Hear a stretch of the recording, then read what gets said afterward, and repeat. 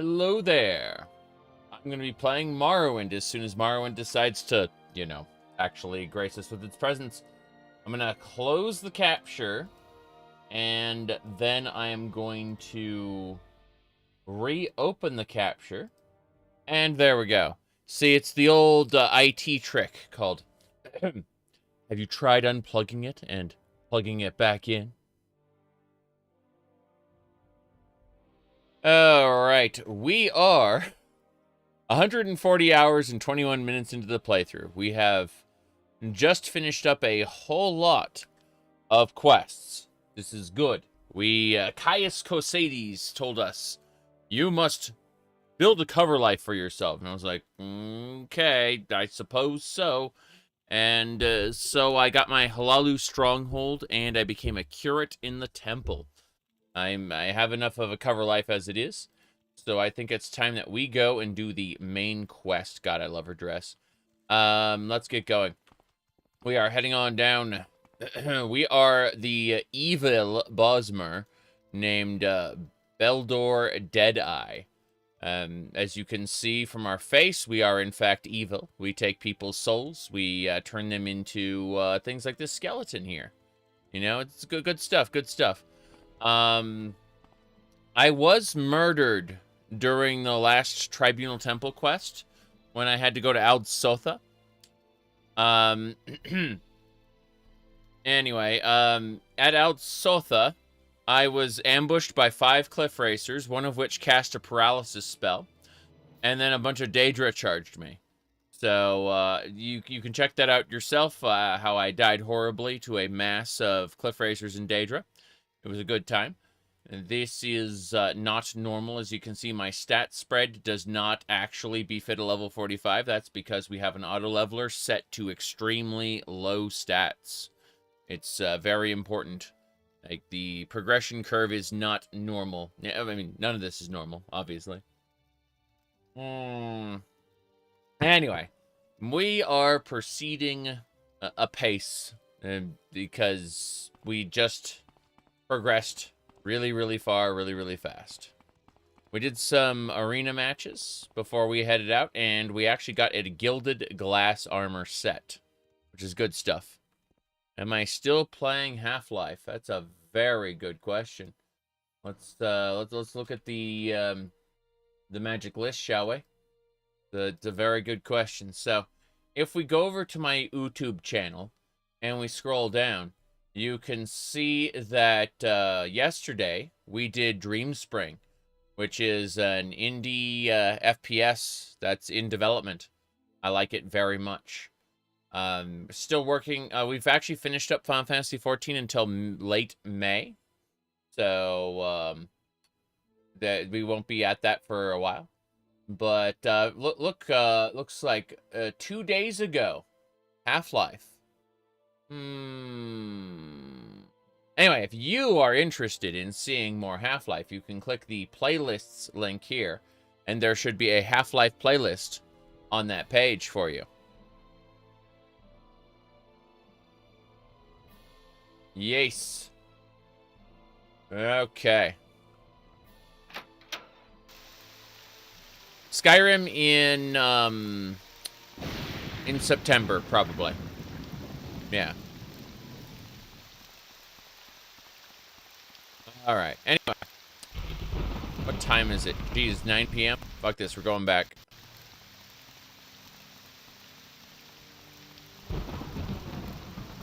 This way. We're going to the Guild of Vampire Hunters. Should be around here somewhere. That's a clother. Alchemist. Oh, I know where we have to go. We have to go upstairs. My bad. My bad.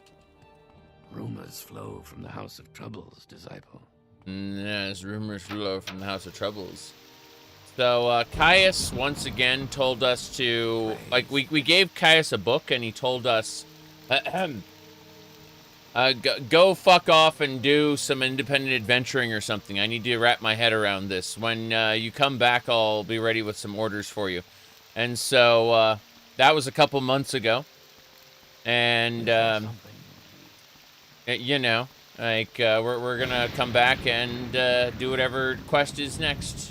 First things first, however. We're gonna go to the Mangy Mages Guild over there. We're gonna go take a nap. There's also a side quest. It's not very important, but you can hear him give it to us again if we talk to him. What was it I asked you to do? Oh, yes. Find out about the disappearance of the dwarves. Why not talk to Edwina in our Aldrun branch? The two of you should get along famously. Mm-hmm. Yep. Anyway, let me see. My game's planned out. Oof.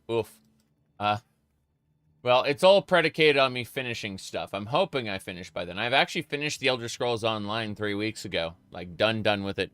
They did an Elder Scrolls Online direct now. And, what do you call it? They basically said that they've got the new dungeon pack. Don't you want to buy a dungeon pack for your Elder Scrolls Online? No, I don't. I'm actually done with ESO now, thank you.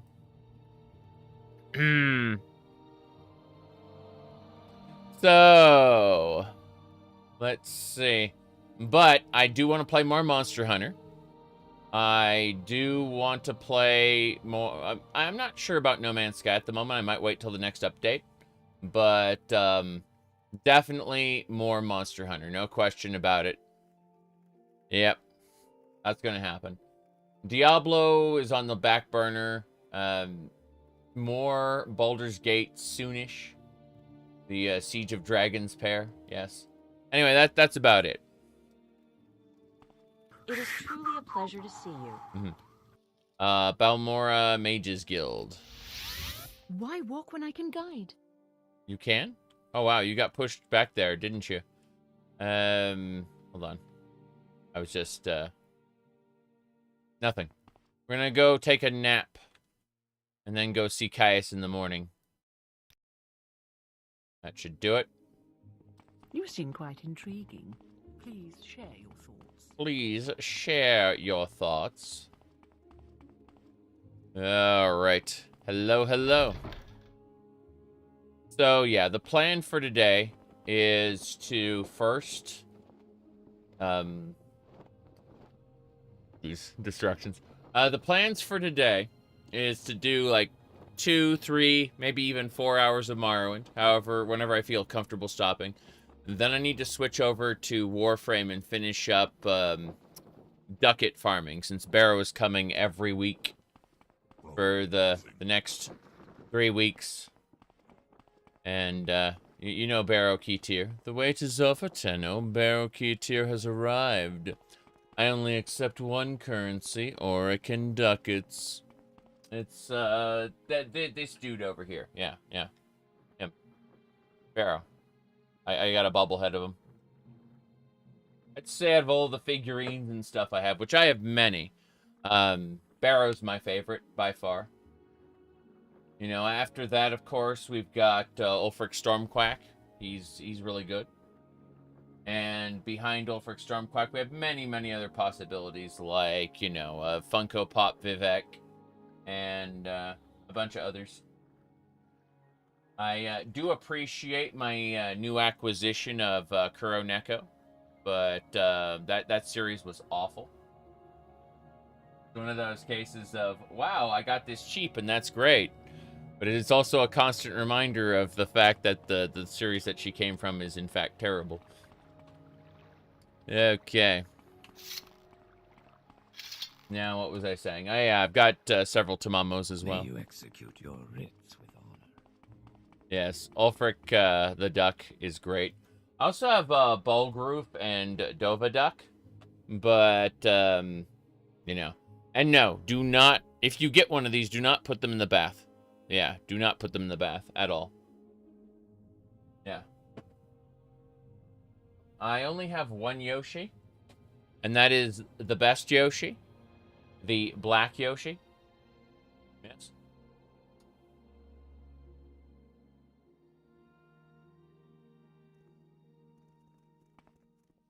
All right, let's go. I've thought it over, and I want you to interview 3 informants in Vivec City concerning the Nerevarine and the 6th House. What? Are you here to discuss your orders? Yes. We need an Ashlander informant.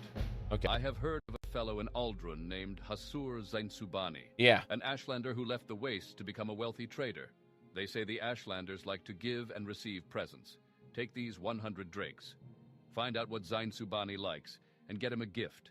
Then give him the gift and see if he will tell you about the Ashlanders and the Nerevarine cult. Then report back to me. All right, tell me about Hasur Zainsubani. Hasur Zainsubani is an Ashlander who left the Wastes to become a wealthy trader in Aldrun. I'm not sure where to find him, but I'd try the Aldskar Inn in Aldrun first. That's a more respectable place than the Rat in the Pot or the Council Club. Okay. Aldrin then? To reach Aldrun from Balmora on foot, take the road north from Balmora to Caldera. Exit Caldera through the northwest gate. Though Aldrun is nearly due north as the racer flies, the road swings far to the west to avoid the ash wastes, curving around at last to the east, even southeast, before approaching Aldrun. It is a long trip through desolate lands and easy to get lost if you leave the road. Alternatively, pay for passage on a silt strider. Makes sense to me. Anything else I should do? I should check my Blades Apprentice. Yes, congratulations. Just get on with it. Okay. Speechcraft, unarmored, hand-to-hand. I will train in all these things. Are you ready for your orders? Or is there something? Are you ready for your orders? Or are you ready for your orders? Or are you ready for your orders? Or are you ready for your orders? Or is there? Are you ready for your orders? Or are you ready for your orders? Are you ready for your orders? Or is there? Are you ready for your orders? Or are you ready for your orders? Or is? Are you ready for your orders? Or is there something? Are you ready for your orders? Or is there something else you want? Are you ready for your orders? Or are you ready for your orders? Or is there something? Are you ready for your orders? Or are you ready for your orders? Or are you ready for your orders? Or is there something else you want? Okay. I'm just getting some training in real quick.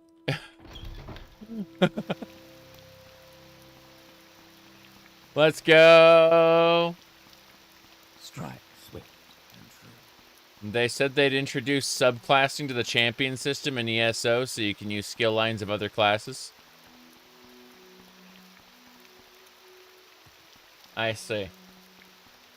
Well, I'm still kind of done with ESO. I played through all its quest lines, and I'm okay with not buying the dungeon pack. Rock of Lothris. Comes Grace. Just picking up a couple more things before we go. What time is it? 7 p.m. Jace! Never mind. We're gonna get some more training done. ESO's doing more dialogue options like flirting and stuff. You finally felt done with Skyrim? I never feel done with Skyrim because I have Legacy of the Dragonborn and a bunch of like gigantic mods. I'm always looking forward to my next Skyrim run. But yeah. I'm also trying to get a couple friends to give me their favorite Fallout 4 mods. So around the same time I start Skyrim in September, I'd like to start a Fallout 4 run as well.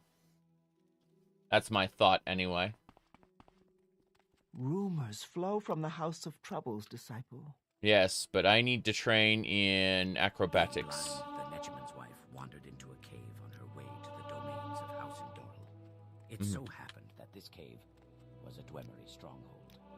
The Dwemer spied the egg and captured the Netchman's wife. They bound her head to foot and brought her deep within the earth. She heard one say, "Go and make a simulacrum of her and place it back on the surface, for she has something akin to what we have, and so the Velothi will covet it and notice if she is too long away." In the darkness, the Netchman's wife felt great knives try to cut her open. When the knives did not work, the Dwemer used solid sounds. When those did not work, great heat was brought to bear. Nothing was of any use, and the egg of Vivec remained safe within her. A Dwemer said, "Nothing is of any use. We must go and misinterpret this. Vivek felt that his mother was afraid, and so consoled her. The fire is mine. Let it consume thee, and make a secret door at the altar of Padom, in the house of Boet-Hi'a, where we become safe and looked after. This old prayer made the Nechiman's wife smile and begin such a deep sleep that when Dwemeri Atronox returned with cornered spheres and cut her apart, she did not awake and died peacefully. Vivek was removed from her womb and placed within a magical glass for further study. To confound his captors, he channeled his essence into love, an emotion the Dwemer knew nothing about. The egg said, "Love is used not only as a constituent in moods and affairs, but also as the raw material from which relationships produce our later exasperations, regrettably fashioned restrictions, riddles laced with affections known only to the loving couple, and looks that linger too long. Love is also an often used ingredient in some transparent verbal and non-verbal transactions, where eventually it can sometimes be converted to a variety of true emotions, some of which yield tough, insoluble, and infusible unions. In its basic form, love supplies approximately 13 drafts of all energy that is derived from relationships. Its role and value in society at large are controversial. The Dwemer were vexed at these words, and tried to hide behind their power symbols. They sent their Atronox to remove the egg image from their cave and place it within the simulacrum they had made of Vivek's mother. A Dwemer said, "We Dwemer are only aspirants to this that the Velothi have. They shall be our doom in this and the 8 known worlds, Nirn, Elhkhan, Arket, Thender, Kennert, Akhat, Mara, and Junal. The secret to doom is within this sermon. The ending of the words is Alm Sivi." The ending of the words is Alm Sivi. All right. Ladies' Grace. Sol Sotasil. Vivek's Mystery. I'm Let's never go. too busy for good talk. Blessings aplenty. Yes. Let's go. We are heading on the road. I think we're heading on the road. It's 4 a.m. We're heading on the road. We are getting an early start. We are going to murder everything that I'm opposes. fine, thank you. What can I do for you? Who are you? You're a commoner. Why are you here? Okay. Welcome, friend. This town is Balmora, our county seat of House Lalu.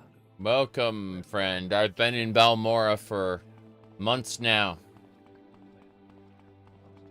Okay. At some point, I become a regular face. Let's go.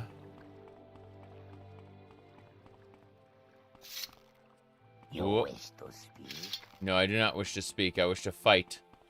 The glowing green cliff racer is in fact horrifying.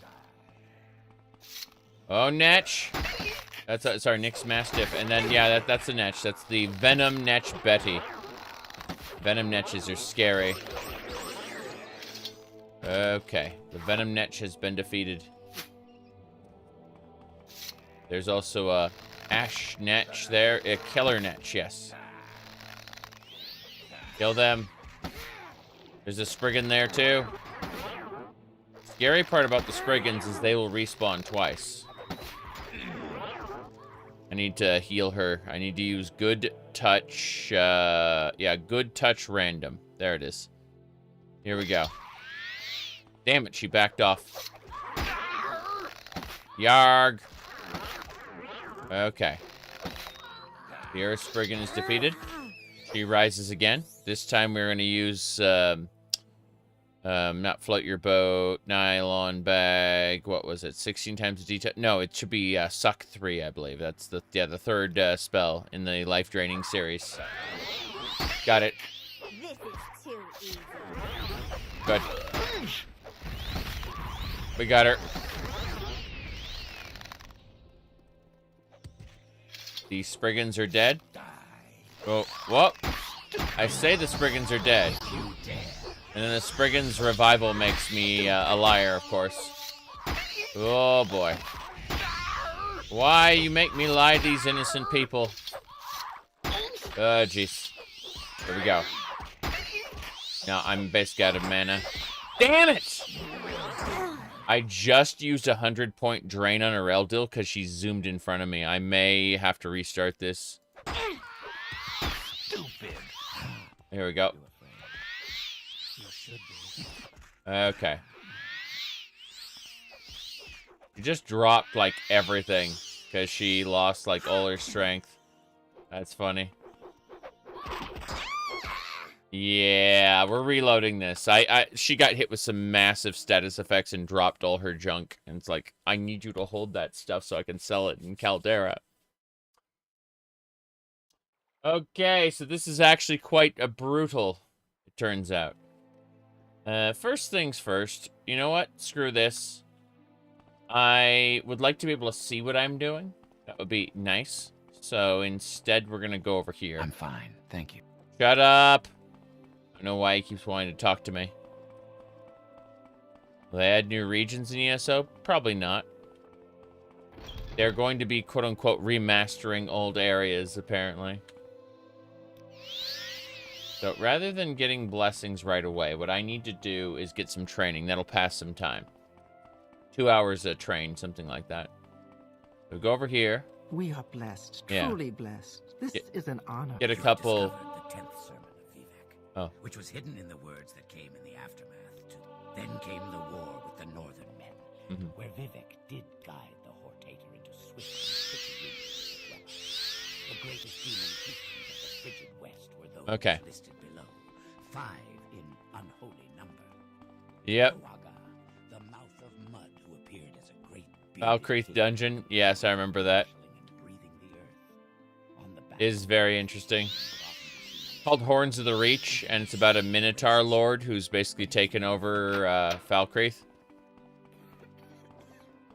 Okay, now it's light enough I can actually see what I'm doing. Yep.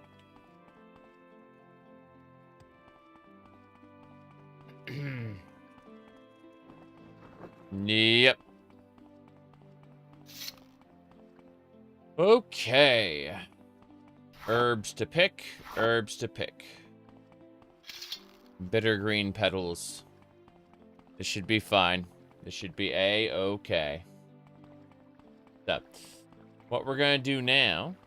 What armor is this? This is gilded glass armor. It is as strong as regular glass armor. It just looks purty. That's all. I got it off some high elf who was an asshole to me in the arena. Okay. Yep.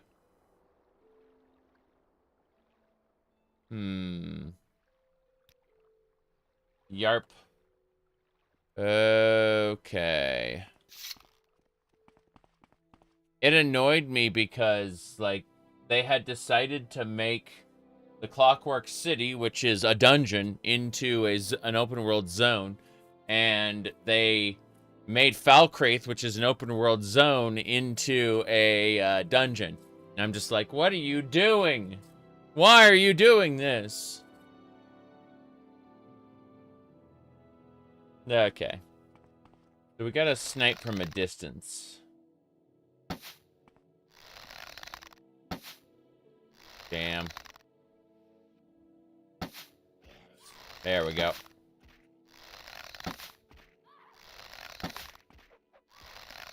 Good.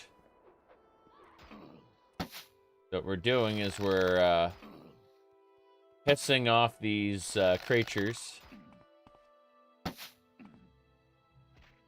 We're sniping them from a distance on purpose because the last time it got messy. There we go. You can see it coming right for me. Still gonna be messy. But this time, at least we don't have to fight them all at once. Okay, she's dead. Hell yeah. The Clockwork City is to be implied as such in the lore. I mean, not really. It was all like an interior space underground. It wasn't Wasn't this massive open area inside of a bauble that that just had, like, again, lots of empty open space that you rode through? That was all ESO editions.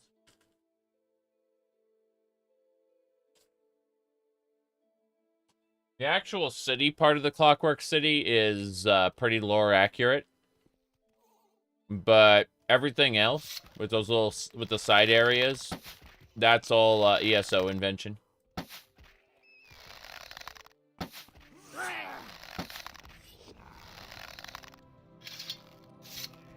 Here we go.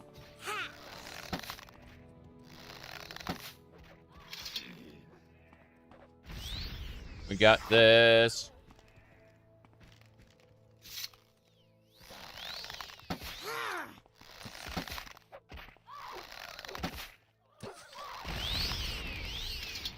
Mm-hmm.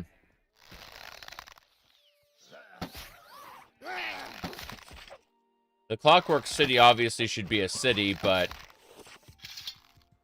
the massive spaces around it are a little excessive and silly.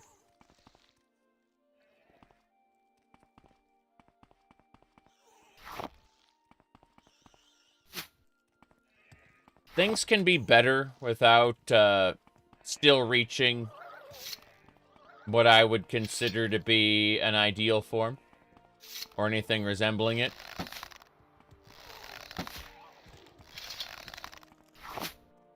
Whoop. Anyway.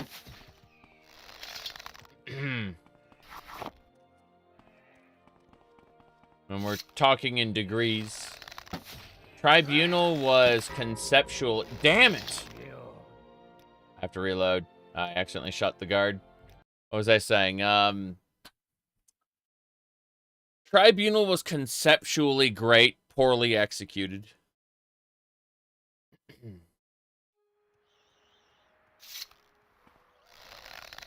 I'm glad to have an extension to the main quest, though. Like, Morrowind's ending was a little rough. Like, it was good on its own, but then it's like, okay, what about the other living gods? And it would have been nice to be able to actually talk to Sothasil, you know, not just have him basically have given up on life, which is what is alleged to have happened.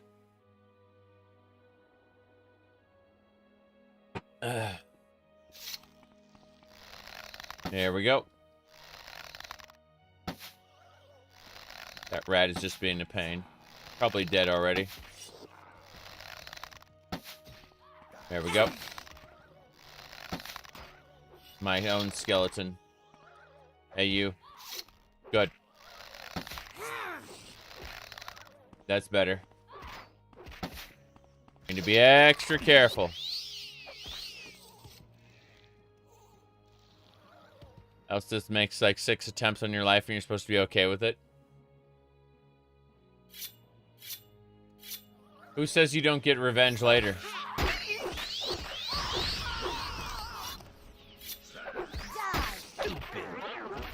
Stupid. Stupid, says the bossman. Okay. Nothing personal, just business. I mean, that's how he achieved his position in Morrowind in the first place, is he killed off his opposition at a game at dinner. Let's see.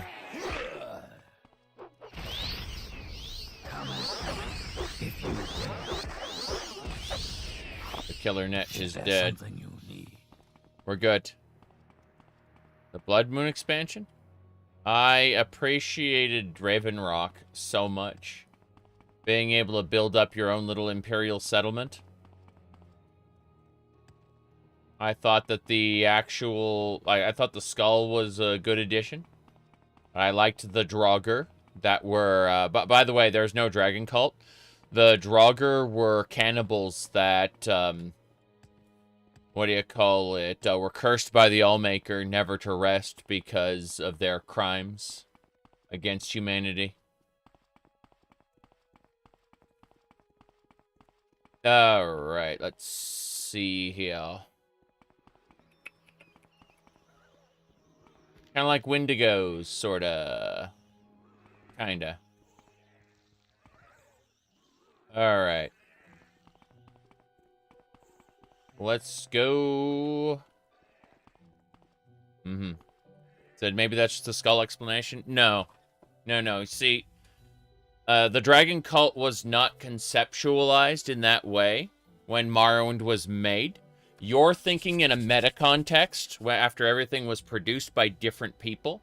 I'm talking about as it was conceptualized at the time by the developers at the time, in the bubble of which it was created.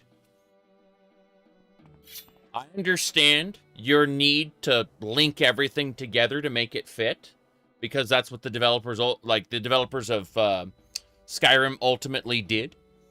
But there are, you'd be surprised how many people are. You say you're just joking, but you'd be surprised how many people out there cannot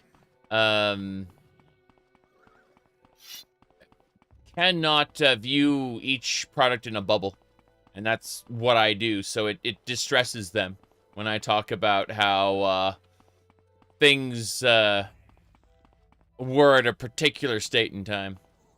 Was Blood Moon better executed than Tribunal? Yes, but that's because because Blood Moon can be taken at any point in time in the main quest and makes sense.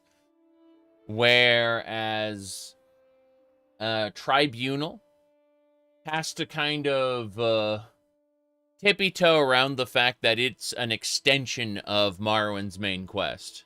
That it naturally fits at the end of the original story, despite being able to be played at any time.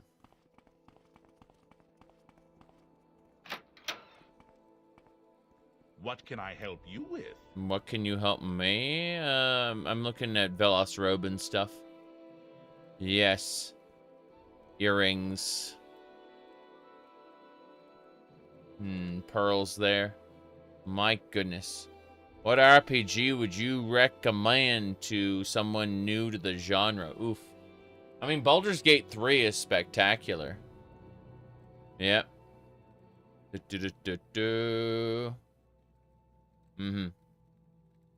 Dragon Cult did exist, but didn't rule Solstheim. Well, Merak is an invention of the Dragonborn DLC. Elysia was the first Dragonborn.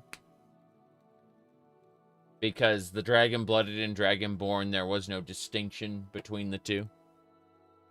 So, Saint Elysia was the first Dragonborn, and they kind of retconned Merak in there. Which, Merak is a fun villain to fight. Like, he's got more personality in his little finger than most of the Elder Scrolls characters do. Jaeger Tharn has him beat, of course, but that's a different matter. Of course, every time I think of the fact that Merak was retconned to be the first Dragonborn, it reminds me of Jiggalag again. It was I will always laugh at that clip. It's absolutely perfect. Let's see. There it is. Yeah. I got it. So,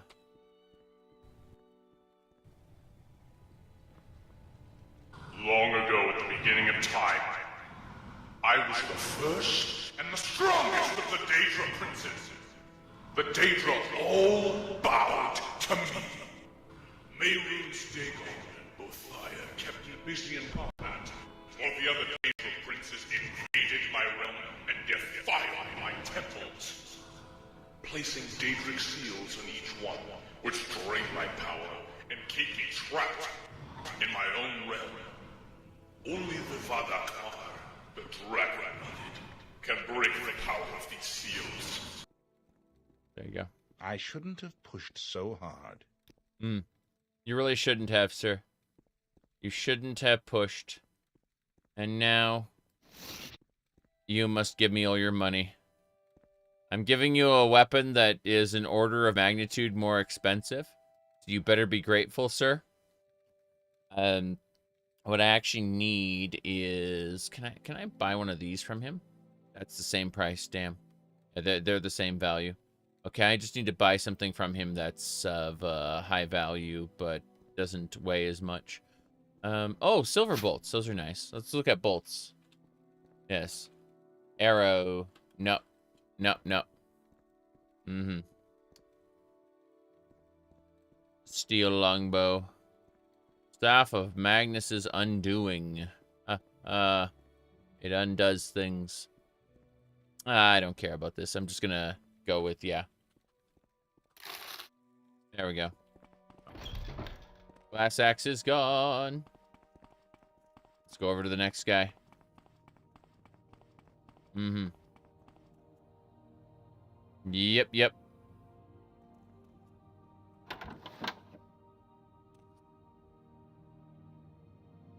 Oh. Yes. Come. This is a pleasure. How are you? Did you have a question for me? I do have a question for you. How do I get... Hi, there are... Oh, adamantium. You've got some good stuff, sir. Damn, you even have glass. What about arrows? Looks like you got some silver arrows. Yes. What about silver bolts? You got any... you only have steel bolts. Those are unfortunate. What a shame. What a shame. I will sell you this axe I don't care about. I'm keeping the imperfect razor because it's busted in several ways. But I would like to sell you these viper blades since they're kind of terrible. Let's see, anything else? Ancestral wisdom staff, get out. That's worth 7,000. I can't sell that here at the moment. Oh, well.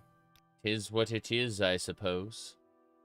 I will just have to settle for asking for 300. There we go. Perfect. Mm-hmm. Okay. May you execute your writs with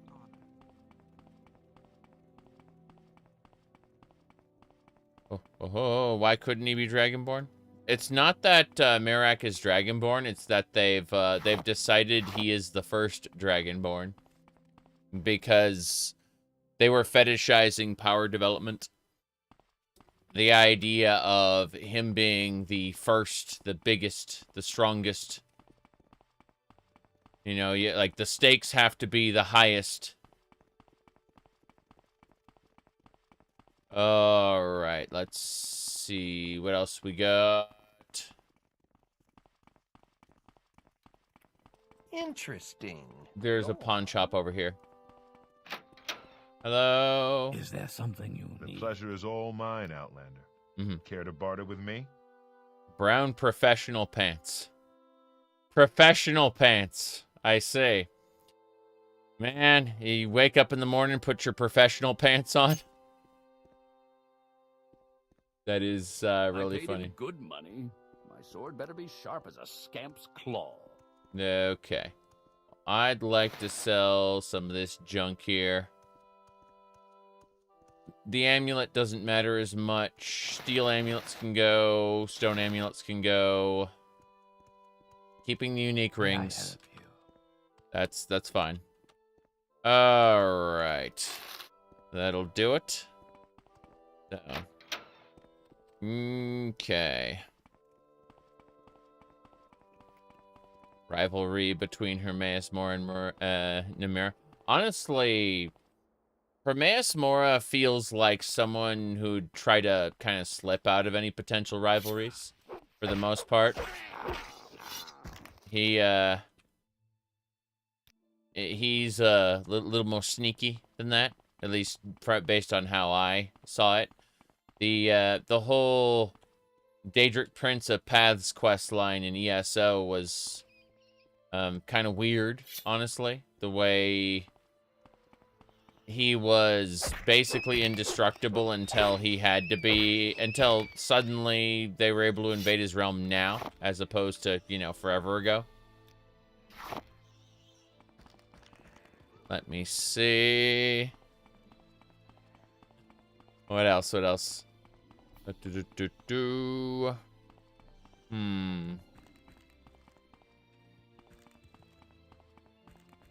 no, I just don't think Merak has a place in Solstheim, really. I think he should have been in Skyrim. If they wanted to have an ancient dragonborn, who... Like, oh, so you have slain Alduin. I would have done so had my path not diverged. Like, god damn it. Yeah.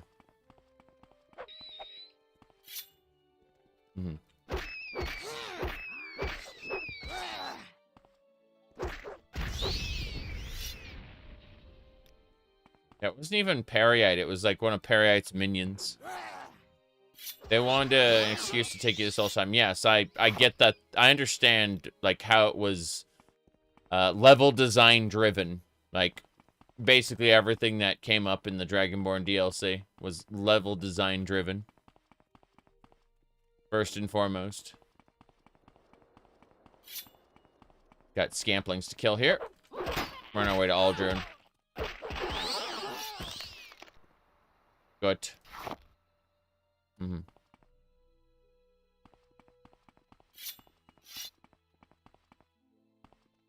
It wasn't, I don't believe Emil had anything to do with it. I actually like Ethelia, Daedric Prince of Paths, but they fridged her. Like, the moment they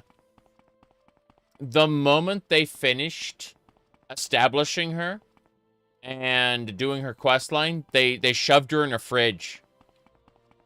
Just ended her character, basically.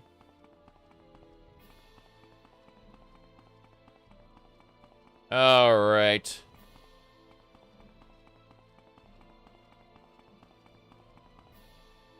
Yep. It's a Timu Meridia. Well, the idea behind Ethelia was that she could rewrite history. Like she first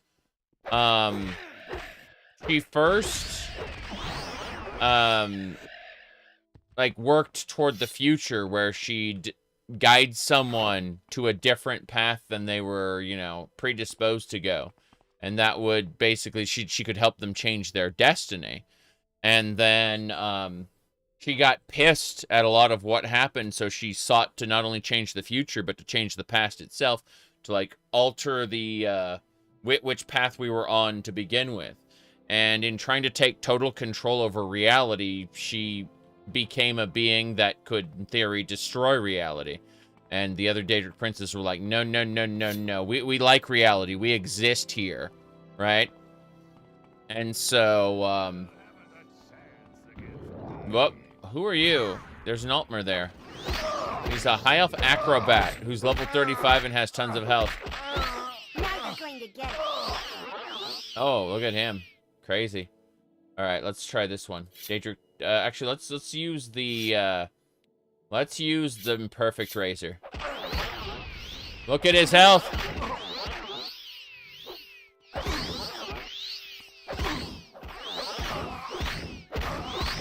Damn, this guy is strong. Really, really strong.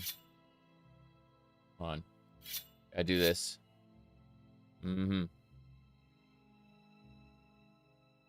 It acknowledges the whole multiverse thing. I like the idea of conflicting realities kind of overwriting each other, broken shards of the past, present, and future colliding with one another. It's the whole warp in the west shenanigans, you know? It's the idea that the reverse could be true, you know? You unify everything, you split everything apart. I love the idea, and I wish games explored that idea more. I don't think we need to overemphasize the word multiverse or anything like that. I think that I feel that people are overthinking it. It should be an unknowable concept that when you try to wrap your head around it just makes your head hurt, so you shouldn't even bother. it should be beyond the player's understanding. The fact that the player was given a pass to deal with this stuff, like, oh well, this the panopticon would normally destroy a mortal mind, but you can you've got the special sauce that lets you exist here and not die and not lose your mind. Like, god damn it. That really pissed me off. It's like, what I think they should have done is they should have, like, cursed you to not see more but see less, as to not lose your mind. And so, you, like, under the curse, you would see things as mostly normal, like, you know, mostly mundane. And that, by not perceiving all of the crazy shit that's going on, that they would have been able to do two things. Number one, they would have been able to do proper level design, and they would be able to they'd be able to continue to use proper level design, and then they'd also be able to do the story without it being absolutely insane. You don't have to lose your mind. Just doesn't make sense to you, inexplicable by mortal language. Well, that what I'm trying to say is that the infinite panopticon was explained as this thing where if you go in, will shatter the mortal mind, and it's like, but your fate's chosen, you get to go in. It's like, what the fuck's wrong with you? That makes the whole world feel so much dumber. Alright, let's see here. And then mysteriously your followers get to go in too. Don't worry about it. ESO's getting subclass, and yeah, I don't care about any of that anymore. I'm done. I will do probably a video on some of the other stuff, because I want to talk about how I liked I actually liked Ethelia, Daedric Prince of Paths, and I find it super insulting that they shoved her in a fridge at the end of the storyline.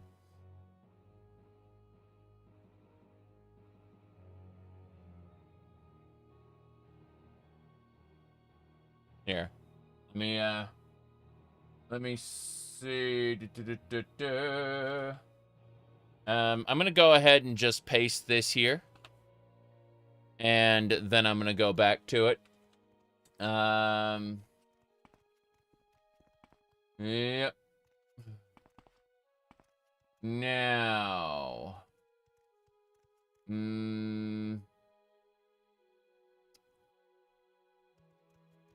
As I was saying.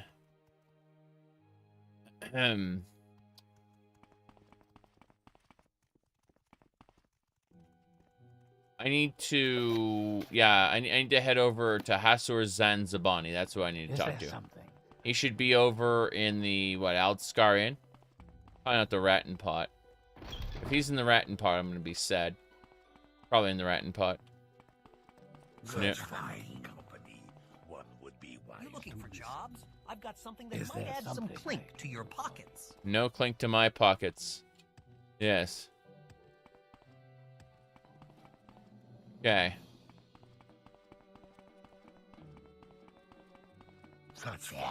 We're leaving.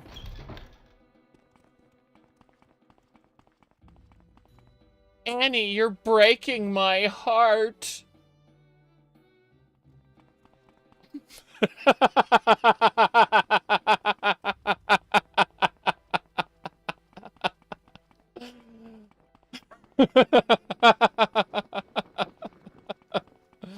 Oh, jeez. Aldskar in there. Holy fuck. Okay. May I help you?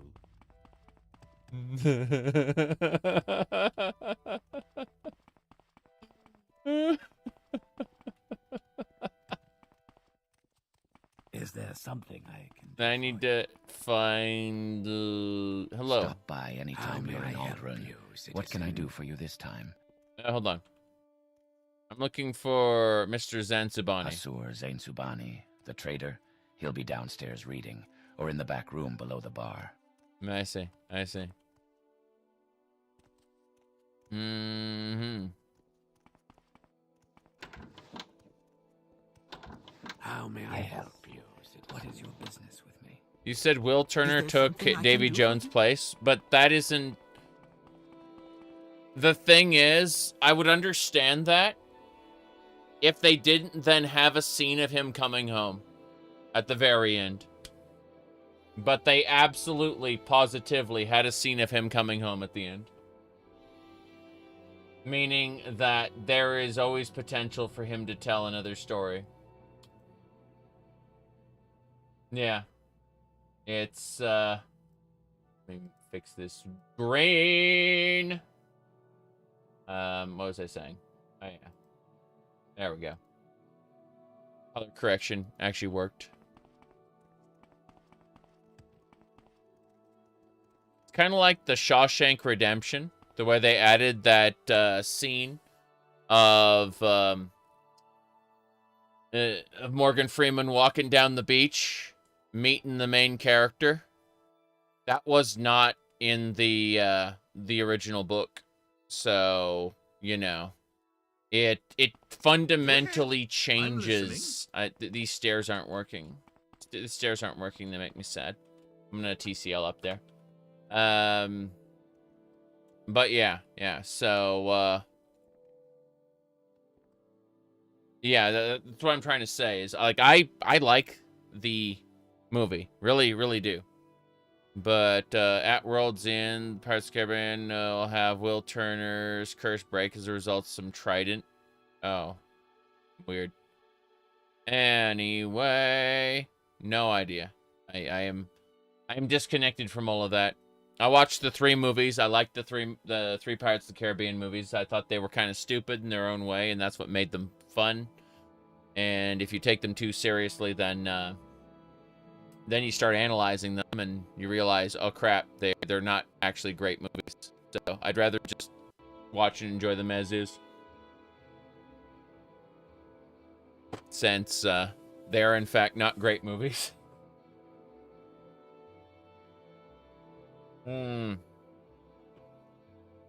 Said Elizabeth had no dialogue. What? Wow. Do you want something from me? I'm Boderi Ferrano, publican of the Aldskar Inn here in Aldrun. We rent beds, and I have a limited selection of goods for barter. If you're new here, I can also tell you where to look for other services, or a specific place. He's a trader, and a wealthy one. He has his own room here. He was born an Ashlander, and knows their speech and custom, and has grown rich by trading with them for the things prized by Westerners. Is that what you wanted to know? Yes, Hasur Zanzibani. Okay. Well, as I said, I enjoyed the 3 movies, and I consider that to be the end of my involvement in May I help you? Watching Pirates of the Caribbean. Other people can vary. The other videos are for. Oh, there's Hasur Zanzibani. The other movies are for future generations to enjoy.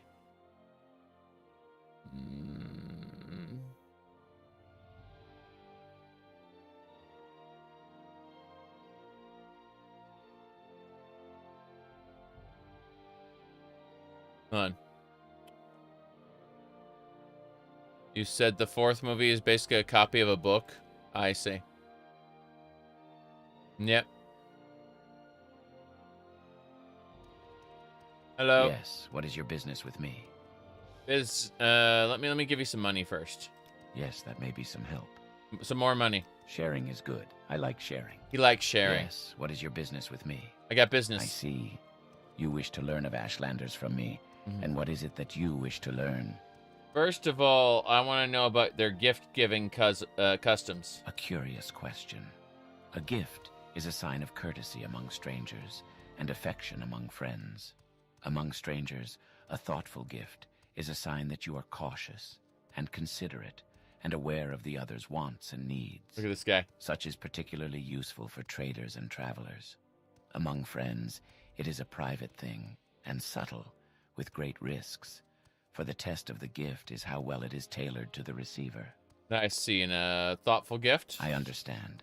You wish to give me a suitable gift, but you do not know me well enough to choose such a gift, or you cannot find or afford a gift you know to be suitable for me.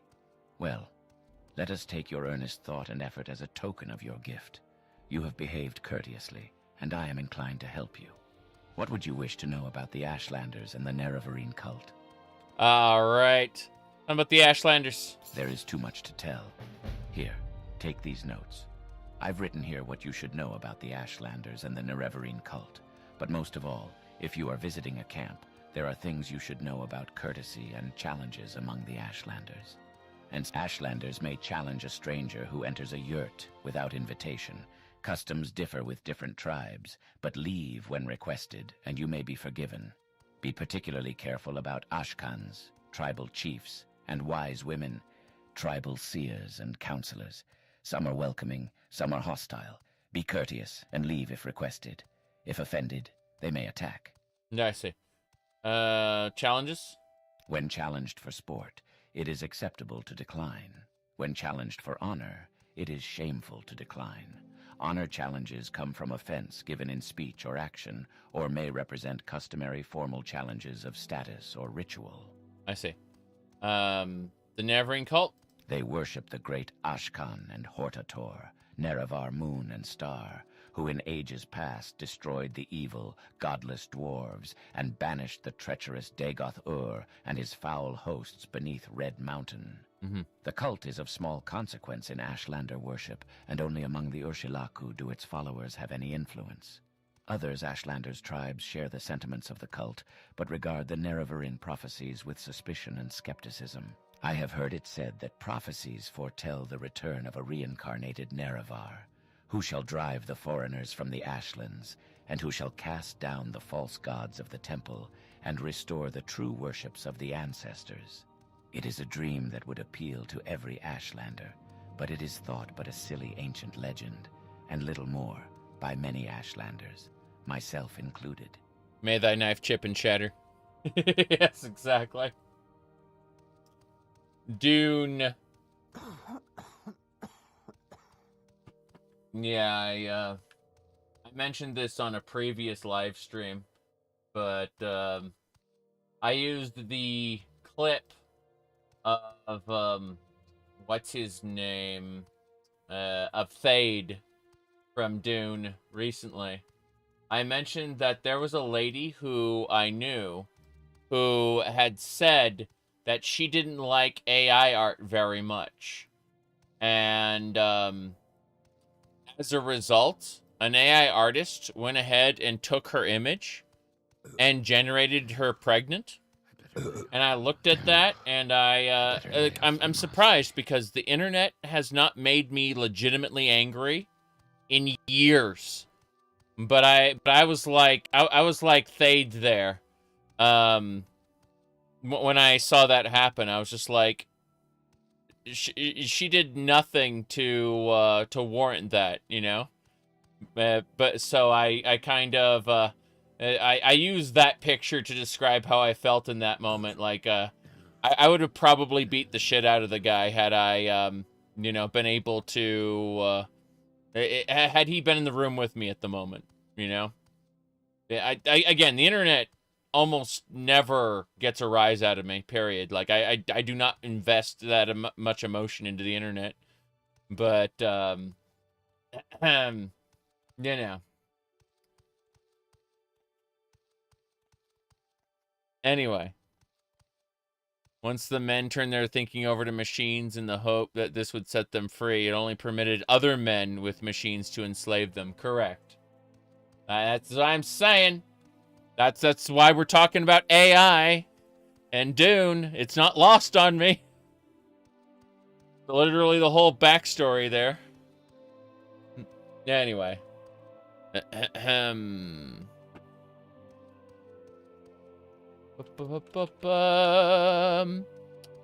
Alright, let's see. Now then, Ashlander worship. All Ashlanders in a tribe, young and small, are born into the ancestor cult of their clan. The Nerevarine cult is different, though. It is a very small cult, with only a few wise women with the gift of prophecy, and a few holy warrior heroes who guard and protect the seers. Sulmatul, Ashkan of the Urshilaku, is the warrior protector of the cult, and Nibani Maisa, also of the Urshilaku, is the oracle seer of the cult. So you're telling me I gotta go see the Urshilaku? The Urshilaku are the Ashlanders of the northern Ashlands and the West Gash in the northwest of Vvardenfell. Ashkan Sulmatul is their chief, a brave and respected war leader, and warrior protector of the Nerevarine cult. The Urshilaku camp moves with the herds, but usually lies close to the Sea of Ghosts. What's your position on the Druid lore added by ESO? It's okay. I mean, they're Elnathay worshippers like everybody else, and that's fine.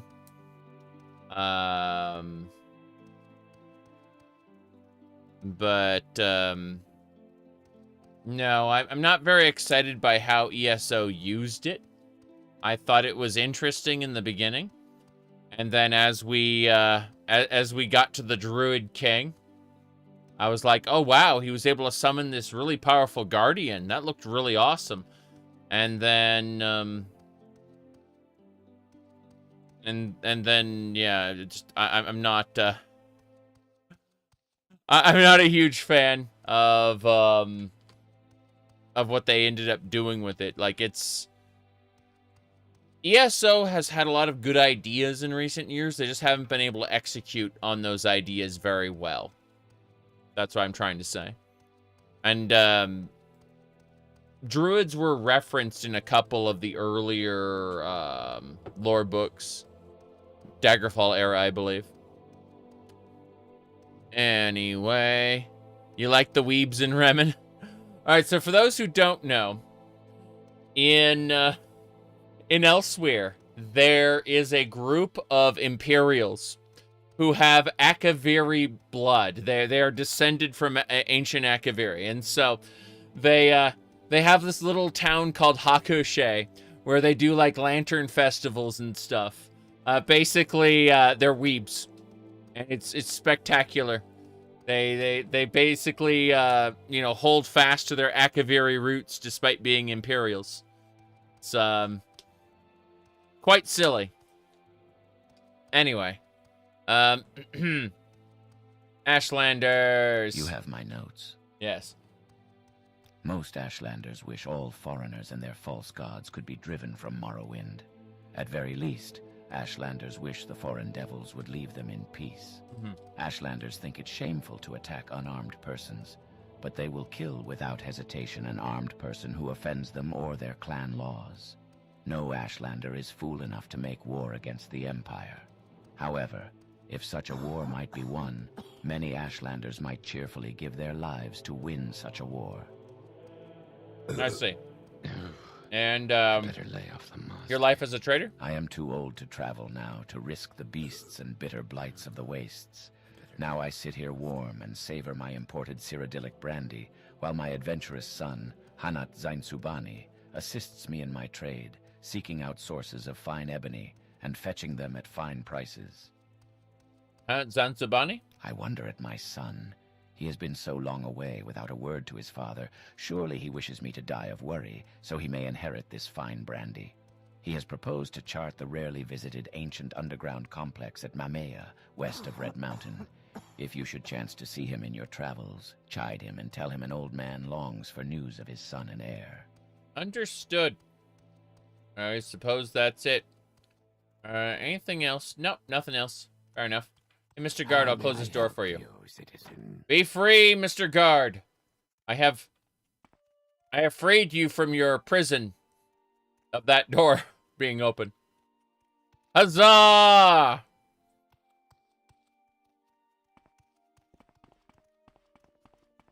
Let's get out of here.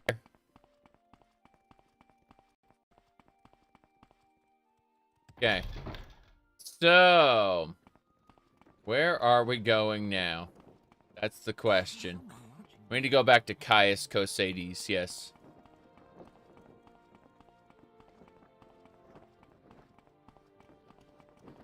I suppose there's no harm in talking. Mm-hmm. But yeah, the idea that people gave their free thinking over to machines and ended up becoming enslaved, that's like the backbone of the Dune universe. They harp on it a lot in the spin-off non-canon Bene Gesserit series, but that is done more for drama than anything else, because in reality, all of the little squabbles that they do over thinking machines in that series, they would have just gone and done a an exalted march where like all the great houses would have just united against the offending party, and it would have just been a one-sided slaughter. They play up a lot in that Bene Gesserit series for drama, but there wouldn't have been any drama. It would have just been like everyone would have fallen in line, united behind the Emperor, and murdered the shit out of whoever was using a thinking machine. That's why mentats exist, is to have the processing power of a computer without actually having a thinking person, you know? It was kind of lost in the Brian Herbert books. Yeah. It said machines themselves enslaved humanity, not other humans using... yeah. The, again, I don't really respect Brian Herbert as being on the level of his dad. I think that at the end of the day, he writes pretty decent fan fiction in the world of his dad, but they need to be considered separate, because it's obviously not his father. Like, a lot of that is not his father's artistic intention. You can argue that the Silmarillion is in keeping with Tolkien's vision, even if he did not intend for it to be released in the way it was released, because it was posthumously released, that is to say, after his death, right? The Silmarillion is something that a lot of people cling to as, like, valuable world building, but Tolkien did not want it presented in the way it was presented. Unfortunately, he died before it could be properly released.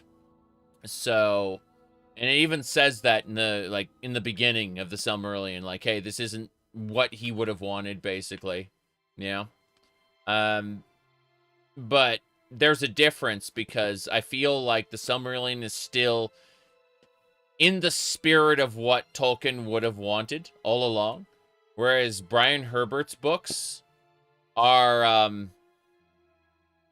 definitely not what Frank Herbert would have wrote. I'm almost certain of it. Whether he used Frank Herbert's notes or not, whether you can come up with some bullshit excuse, they are not in the keeping of Frank Herbert's style. Anyway,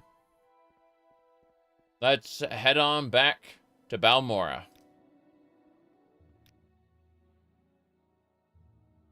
I'm not saying they are without value. If you want a decent sci-fi novel, you can, like, his books are enjoyable.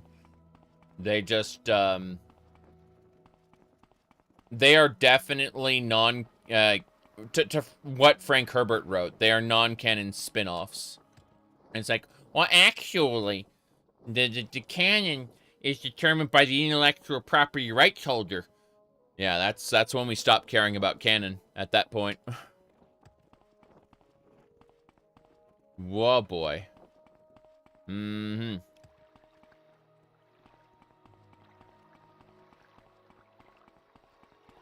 Okay, moving along. Artistic intention. How to put this? canon refers to a level of excellence that, you know, you would, like, basically separates it from all the other shenanigans. They said writing isn't monarchy. Yes. I think it's super interesting to go back and look at Gilgamesh versus Noah's Ark versus Atrahasis. That's a great rabbit hole to go down. It's a lot of fun. Did you speak with Hasur Zain? Are you here to discuss your orders? Yes, I am. Thanks for your report. But keep Zain Subani's notes on the Ashlanders. You'll need them. I'm promoting you and sending you to the Urshilaku camp to speak with Sul-Matul and Nibani Maisa. I just got promoted. Before you go, I think it may be time to tell you what's going on. He's going to give me the information. This is it. Here we go. The Emperor and his advisors think you have the appearance of meeting the conditions of the Nerevarine prophecies. That's why you were pulled out of prison on His Majesty's authority and sent to me. So you could satisfy the conditions of the Nerevarine prophecies and become the Nerevarine. Here, this is a decoded copy of the coded package you gave me when you arrived. Read it later. It should explain everything. As you'll see in the decoded message, the Emperor and his counselors say you have the appearance of satisfying the conditions of the prophecy. Do you really satisfy the prophecy? Are you really the prophesied Nerevarine? At first I thought we were just supposed to create a persuasive imposter. Now, I don't know what to think. But I'm sure of one thing. This is not just primitive superstition, and we will treat it seriously, just as His Majesty commands. So, Zain Subani says Sul-Matul and Nibani Maisa at Urshilaku camp are the heads of the Nerevarine cult. So I'm sending you to speak with them. Tell them your story, and have them test you against the Nerevarine prophecies. As heads of the Nerevarine cult, they can best judge whether you satisfy the prophecies. When you've spoken with them, report back to me. Here's 200 drakes for expenses. And pick up essential supplies at Fort Moonmoth. Essential supplies, you say? Before you go to Urshilaku camp, see Samutis Vunis and Crulius Pontanian at Fort Moonmoth. I've asked them to put aside some potions and scrolls for you, courtesy of the Emperor. In particular, you'll want the cure potions. I hear the blight is very bad up north, and use the Divine Intervention scroll if you find you're in over your head. It will get you safe to an Imperial cult shrine where you can heal, refit, and try again. Damn. Fort Moonmoth? Moonmoth Fort is the Imperial Legion garrison southeast of Balmora, just outside of town. Rad Hardheart is the knight in charge. Between the Imperial Legions and Imperial cult staff, they have about a dozen service providers out there. I see. So, I'm a Blade's apprentice? Those were the good old days, eh? Believe it or not, I was an apprentice once too. But that was a long time ago. Okay. Tell me more with the Nerevarine. The Emperor and his counselors say you have the appearance of satisfying the conditions of the Nerevarine prophecy. I'm still skeptical, but it's hard to believe this is all just coincidence. Okay.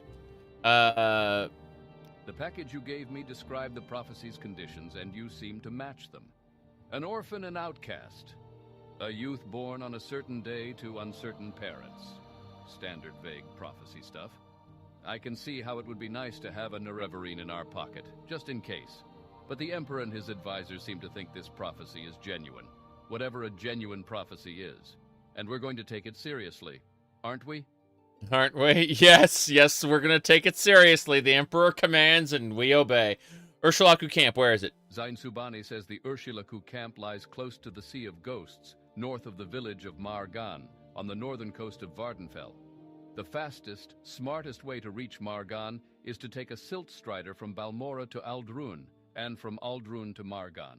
In Margan, look for a scout named Nuleno Tedas at Margan Outpost. She'll be able to tell you how to reach Urshilaku camp. Fair enough. Crazy. Alrighty then. You can see the height difference as she... I don't know why she's so much higher up for a second, but yeah. Yeah, male Bosmer are shorter than female Bosmers, you can say.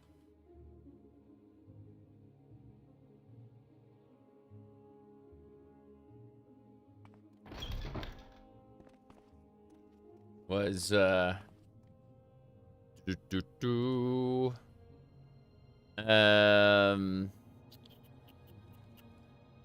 me pull up the original meme. There we go. I got it. I got the meme. It's the, my husband asked for no creche weed on his McDagoth. There you go. That's it. Alright. Let's see. That what else we got? Hold on. It was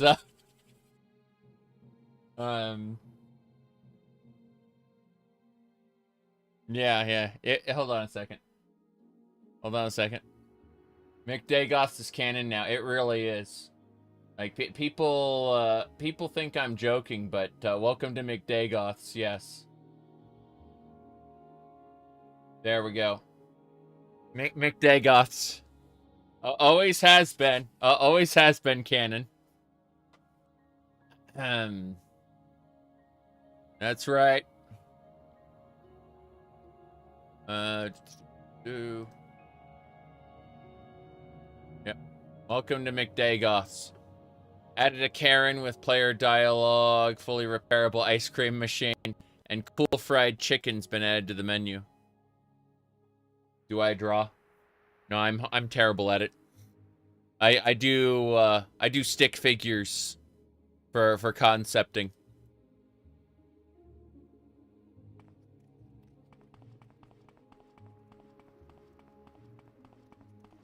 There's someone watching you. All right.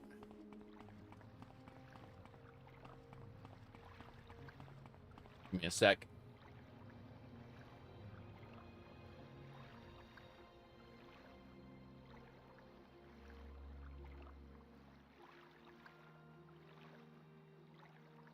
Okay. They said repairable ice cream machine? No. McDonald's won a lawsuit after like 2 years in court to allow their ice cream machines to be repaired. The vendor who like sold the all the McDonald's ice cream machines had a like service contract that wouldn't allow people to repair the ice cream machines themselves. That's actual real McDonald's lore. So McDonald's just won that lawsuit, and now they can repair their own ice cream machines.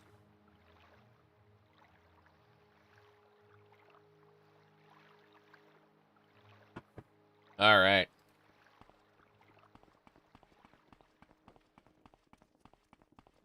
McDonald's are for right to repair, yes, because paying the service contracts was a lot more expensive than, you know, just having someone in-house do it.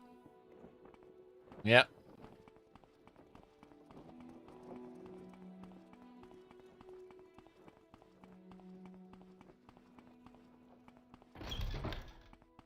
Hello? Please, by all means. I'm listening. Oh, they're closed for the night. My bad.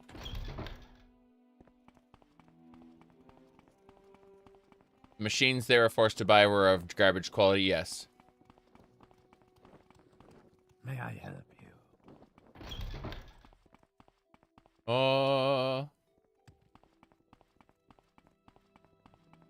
Let me see.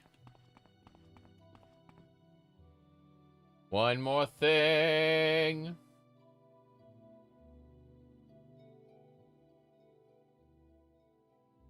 Okay. We need to rest. Actually, instead of resting, let's get some magical training, if anyone can do that. You seem quite intriguing. Yes. Can I help you? Please share your thoughts. Train me in magic. Yes. Can I help you? Keep training me. It's 2 a.m. Keep training no one me. I'd rather see. It's good of you to stop by. 6 a.m. One more training. One more train. Good. We just passed the night. It's daytime now. We are going to start heading up north. Serious business. Is there something you need? Mm-hmm. Tidings and good wishes Welcome, to you, friend. adventurer. Looking for an equalizer? Iron Something Spider to give you an Dagger, edge yes. Against a superior opponent? When you need to do a lot of damage in a hurry, you can't beat a poisoned blade. Try my inexpensive Iron Spider Dagger and Steel Spider Blade, or an Imperial Netch Blade for even more bite. Even more bite, you bet. You betcha bite ya. Get out of here, Staff of Wisdom. I don't care about you. I need arrows. The silver arrows are required to kill Ganon. Got it.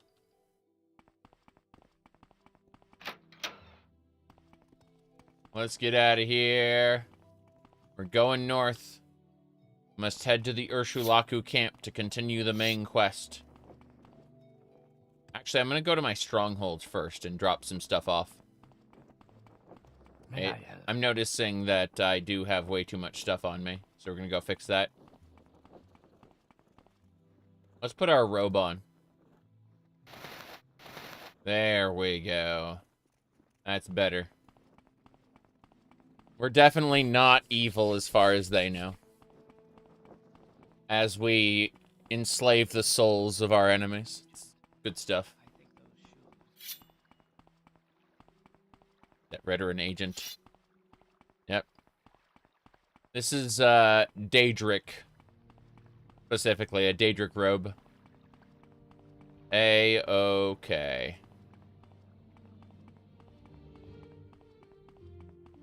I like how my character looked up at the butterfly. Auto head tracking when we're near something.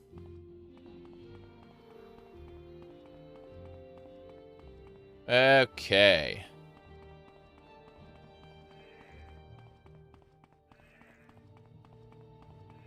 Let me see. Passive time is better in Morrowind? No, it isn't. The game pauses when you talk to NPCs. Yep. How come you use shaders? Because they're easy. They're integrated into the engine. Post-processor HUD. They're right here. Easy peasy. Look at that. Look at that shit. The shaders are just, bam, in the engine itself. Yep. OpenMW is glorious. Please join me. You literally just take the plugin files, stuff them in the folder, and then hit F2, and it pulls open the HUD for it. Yep. Okay. I need to do a couple things. First things first. We need to shove... I need this... a different Jink Blade.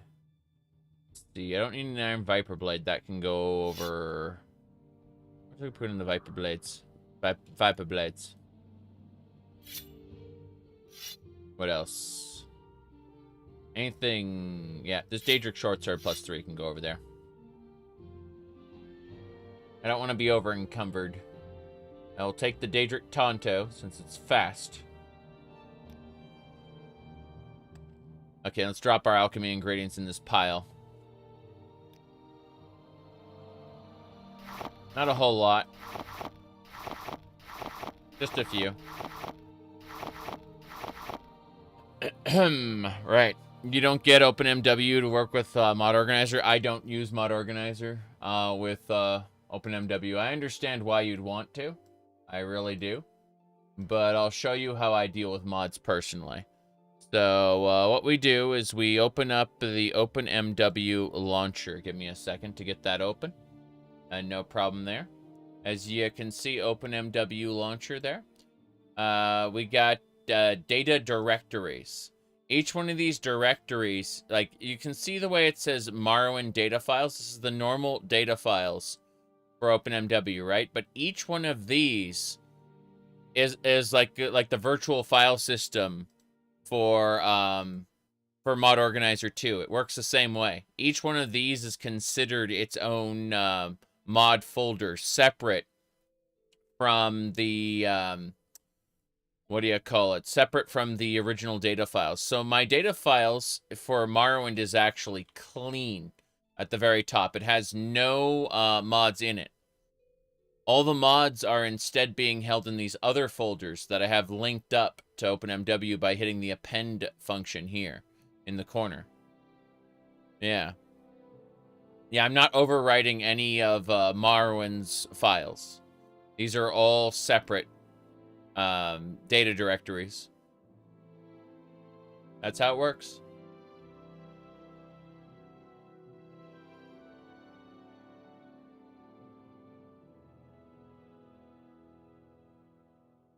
Anyway.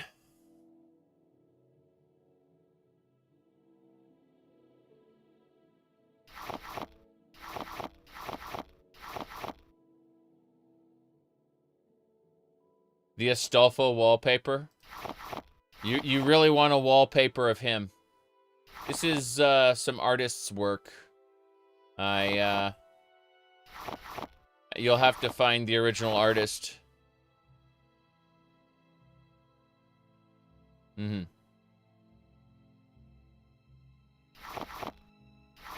All right. Now then. But yeah, he is a prevalent character on the internet.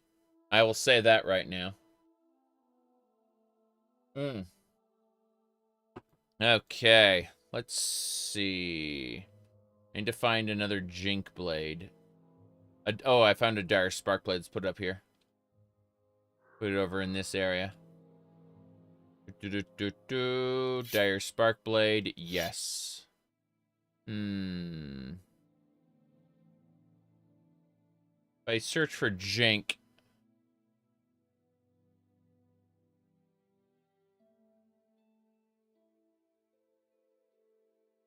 Glass Jink Blade of the Aegis. That's what I want. Okay. I'm going to put this over here. So let's take a this Jink Blade plus 15, put it over there. And then we're going to equip the Jink Blade of the Aegis. We're going to get it upgraded. We're upgrading this really awful Jink Blade into something decent.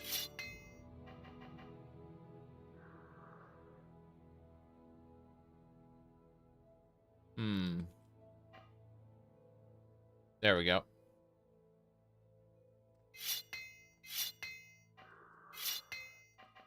It's a Jink Blade plus 12 right now. 23, 28. Okay, the Jink Blade of the Aegis is actually way stronger than my other Jink Blades. I'm impressed. Which means I can probably upgrade them now. I probably have enough skill to do that. Maybe not. What a shame. Try again. Nah, this one just ain't upgrading. So this, yeah, it's a plus 10, plus 10. So it seems like the Jink Blade of the Aegis is the best way to go then. How crazy. I must have just lucked out. Wait. Oh. Glorious. Oh, it only paralyzes for 1 second. And it does bound Cuirass on self. So it's actually kind of terrible. Actually. Impressive. Paralyzed for 1 second. Yeah, this is actually the worst of the Jink Blades that I have. The other one's paralyzed for 10 seconds. Oh, well, it doesn't matter. It's going to do a lot of damage. That's the important thing. Let me double check to see if there's anything else I want to do here.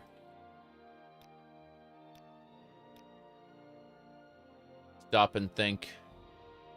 Something about a Jink. Oh, no. Okay, upgraded my Daedric Tonto 1 level, so that's nice. We're just gonna spend tonight trying to get this to work, then tomorrow morning we'll head on out. Gonna be heading north to Urshulaku camp, continuing the main quest. Just trying my best to make a go of this. Many fall, but one remains. Sorry. Okay, I give up on this one. What else can we try to upgrade? This bow is the Warbow +8. We haven't tried to upgrade that in a while. Probably won't upgrade yet. Need more armor or skill. Yeah, I don't think it's going to work. Oh, well. What else can we try? There's a lot we can try. Like the Imperfect Razor +4. Imperfect Razor +7. Yes. The Imperfect Razor only has one charge, but it'll do 50 to 75 points of bonus damage to the enemy, which is glorious.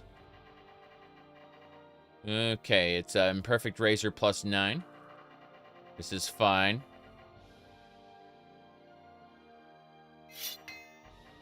Okay. I think we're basically done. Okay, it is currently 4 a.m., so we got one more shot at upgrading this before we head on out. This is it. Nope. We rest and we head on out. We're going. We have the Imperfect Razor. I'll show you how the Imperfect Razor works. Say we see our skeleton here. That's it. Dead. Now, that would be awful if I, you know, wasn't reloading. That was all in my head, you see. Never happened. Okay. By the way, someone posted a thingamabobber here. Let me see. Someone posted this where it said, she's the first tomboy to exist in the since the 90s, right? Someone posted this. This is AI-generated trash. A tomboy taught me how to use a lathe. Seriously. So, I mentioned that these AI-generating pieces of human trash would have an aneurysm and die if they saw a real tomboy wearing a tool belt, covered in grease, operating a drill press. I'm just saying, a real tomboy taught me how to use a lathe, so it's like, yeah, fuck off. Like, just fuck off.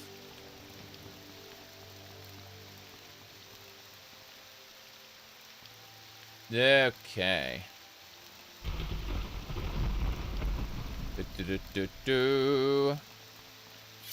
Let's get going. It's a rainy day.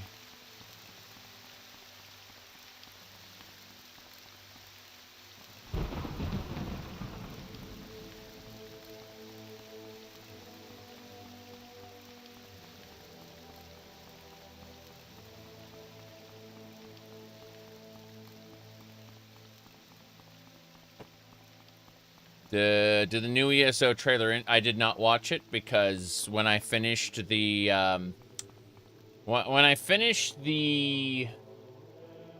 the final chapter, I basically said, yeah, I'm done for a couple years. And I mean that. I'm actually done with ESO for a couple years unless something dramatic happens. Like I find out that there's a really, really good zone and story and stuff. I'm not buying dungeon packs. Sorry. Not interested. Doesn't matter what you do to the combat system. I have other games I want to play.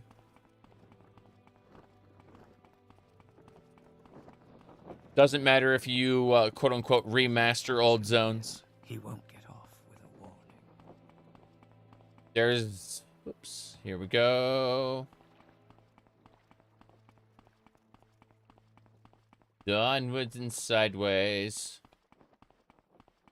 Yeah, when you free Manny Marco at the end of the quest line, he goes, "Future generations will pay for your weakness." It's just like, God damn it. How sad. They really reduced him to a cartoon villain. I am the scourge of Tamriel. Here we go. Gotta kill that woof. Mm-hmm. Let me see. Oblivion remaster? Other people are telling me it's a remake. So, which is it?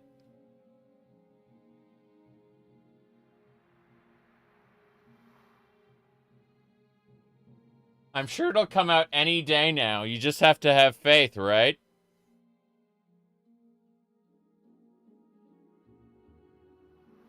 I actually have a copy pasta about it, David. Check this out. Check this out. That's my copy pasta. See? I posted it in chat there. I'm sure it'll come out any day now. Yeah.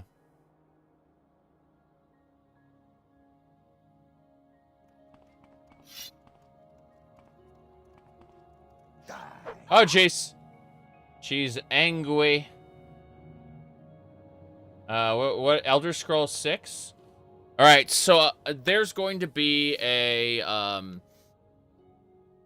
there's going to be two factions, the Crowns and the and the Forebearers, fighting in a civil war.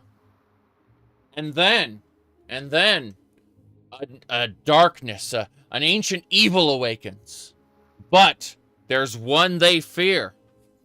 Yes, the ancient sword singer of legend, the Redguard god known as the Hunding, has revealed a prophecy of the sword singer who's going to use a 3-word song, a 3-note song that you're going to collect, and you're going to hold down the button, and it's going to play all 3 notes, and it's going to do a power.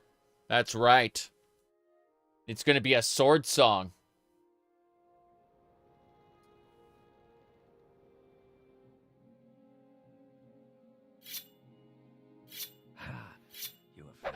Boom. Kill it.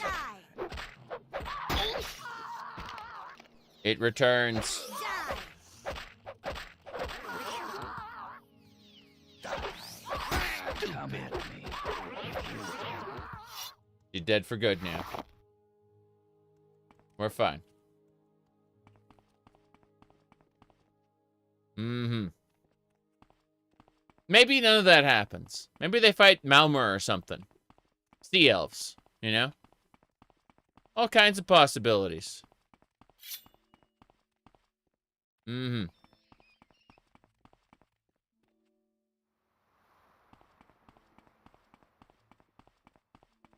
I think that when it comes down to an Oblivion remake, people are desperate for new content that is also what they remember.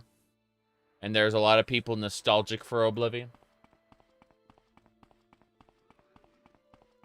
That's why Hollywood is full of soft reboots. Because they need new actors to basically play old roles. But also want people to take it seriously. The remake fad or remaster, whatever, re-release, I'm not really here for it too much.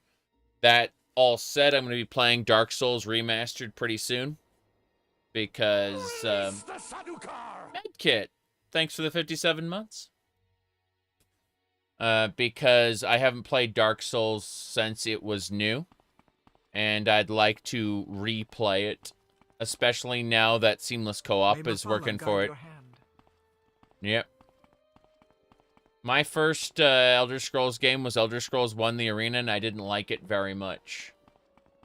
I came to appreciate it after playing Daggerfall. But even then, only on like a story basis, because the actual like moment-to-moment gameplay is very difficult. The controls are bad. It's a sluggish game. We're gonna head north to the Urshulaku camp. Should be like up here. Yeah, that's where we're going. So we're just gonna go follow the road around Aldrune.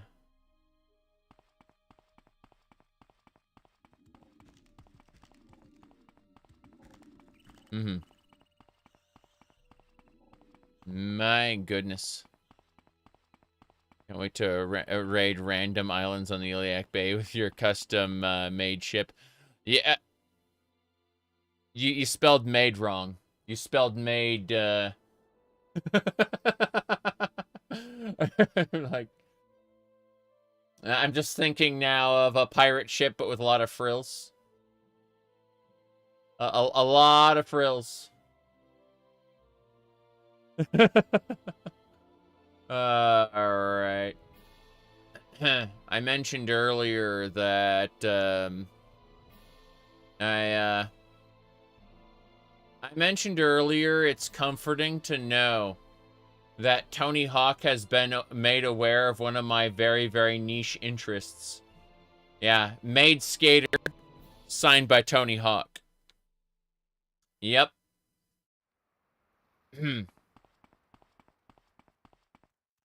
Okay.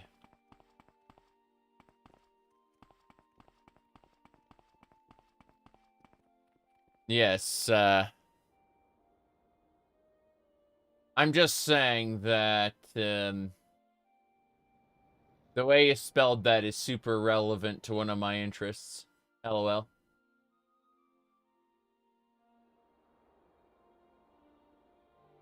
Let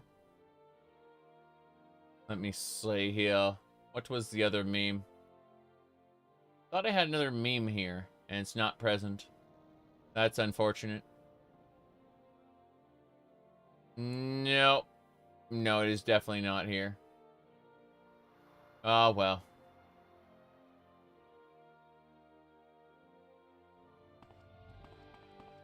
A Souls-like spin-off set in Akavir? Yes. You want a spiritual successor to Daggerfall, but with a combo melee system? I could see that. I could definitely see that as being a good thing. Die, kill, bash. You chose the wrong buzzer to Die, kill, bash. Look at this guy. Argonian sorcerer.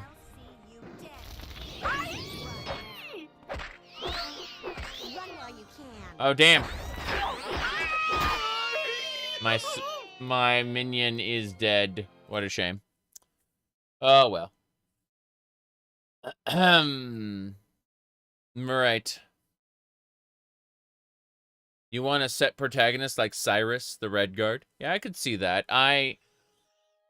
People have come to me with the idea of an Elder Scrolls like, an Elder Scrolls skinned Diablo-like game, an action RPG, and I could see that as being a great thing. But, what do you call it? What was the meme? Jeez. So much nonsense. Yeah. Okay. Get back to it. An Elder Scrolls Pokemon like LOL. What was the last chapter I played? I finished Gold Road. I thought Ethelia, Daedric Prince of Paths, was a great addition to the game, unlike all the other people, you know, saying she was shit. I actually liked her. And I thought the storyline was kind of garbage, the way they fridged her at the end. And if you're curious about that little terminology, I got the Wikipedia page for that. You can enjoy looking up. There you go. I linked that in the Twitch chat because that was where the question was.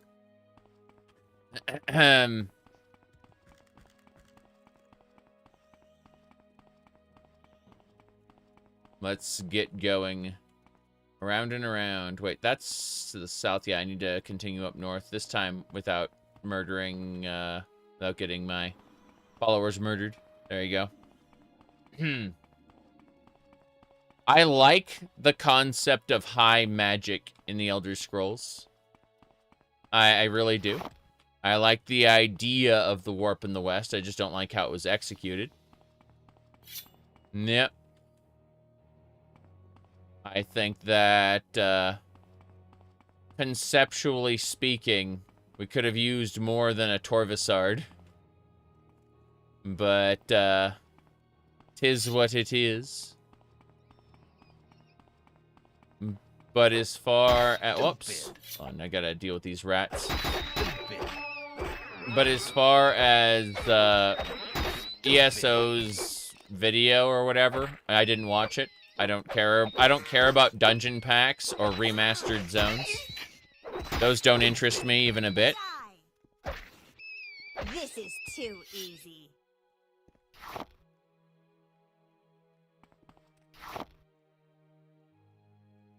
Okay.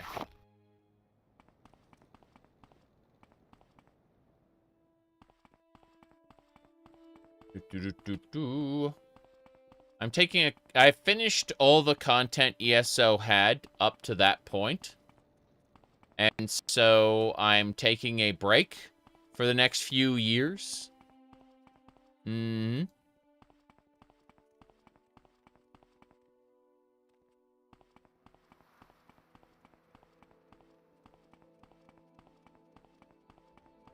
All the details about Athelia were actually really, really good. And then, they just kind of don't do anything with it. She promptly falls down and goes boom. She won't be a problem in the future.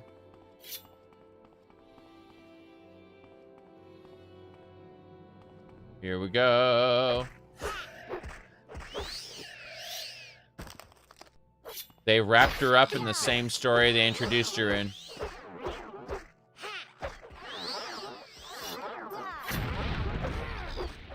Are you even sure the game's going to be alive for another few years?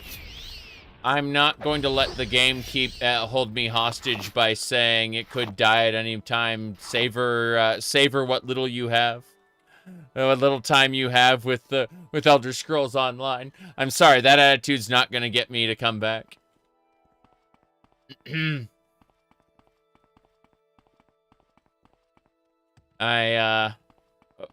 and when they add a new zone or quest story that my friends tell me it just can't be passed up, I will absolutely consider going and playing it. Whoops, I think I got stuck here. Never mind. You think yes, I'll be fine? That's fine, but I'm just saying that, you know, in a couple years, I'll reconsider flying again.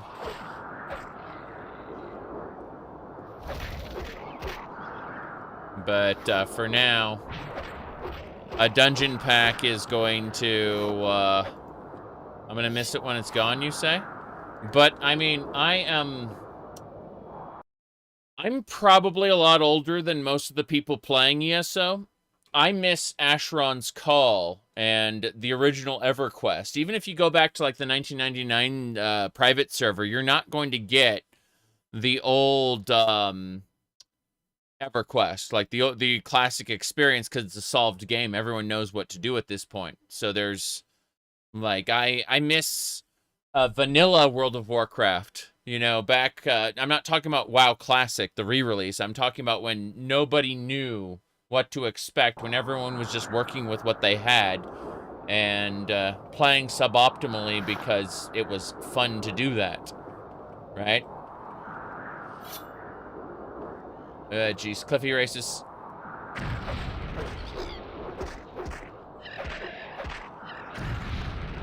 Yep. I was in the Friends and Family Alpha, so I was actually at 2004 World of Warcraft. Whoa, boy. It underwent some pretty big changes. It didn't used to have, what do you call it? It didn't used to have 2 profession limit. It had like a number of profession points you could spend based on your level. And so you could have more professions. Oh, this ant was what was nibbling at my heels. There we go. But yeah. Like, I miss a lot more than just ESO. That's what I'm trying to say. Like, the metric ton of things that I remember and miss. Like, I've made my peace with the fact that live services are temporary. And that they will vanish one day. I still occasionally go back and play on Ashron's call servers. The private ones, I mean. Jeez. That's a razor beak. Gotta hide behind this pillar. I can't? Okay, yeah, good. Just hide behind it. Hide behind it. Let the cliff racer come over to me. Yes. The ranged attacker, this razor beak. Yep. I need to drain its health. Suck 3, go. Hell yeah. Mm-hmm. Let me see.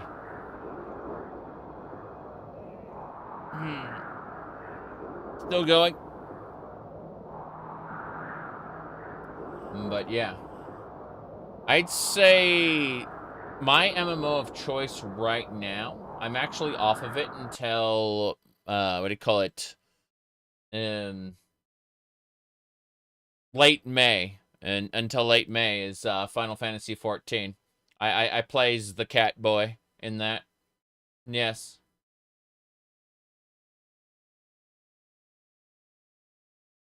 No question about it. If I had to pick between the Elder Scrolls Online and Final Fantasy 14, I'd pick Final Fantasy 14 every time for multiple reasons. The running theme, eh? Yes. Yes, indeed.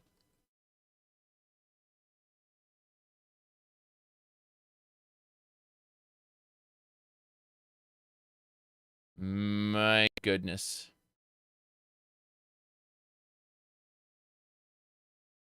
We got a beetle here. There we go. What are the reasons? I prefer the world building. I prefer the character writing. I prefer the general artistic storytelling. I love magic swordsmen. I fucking love magic swordsmen. Man, there's no better spellblade than a red mage in 14. Here, hold on. Let me try this one. Hold on. It's a valid question, you know.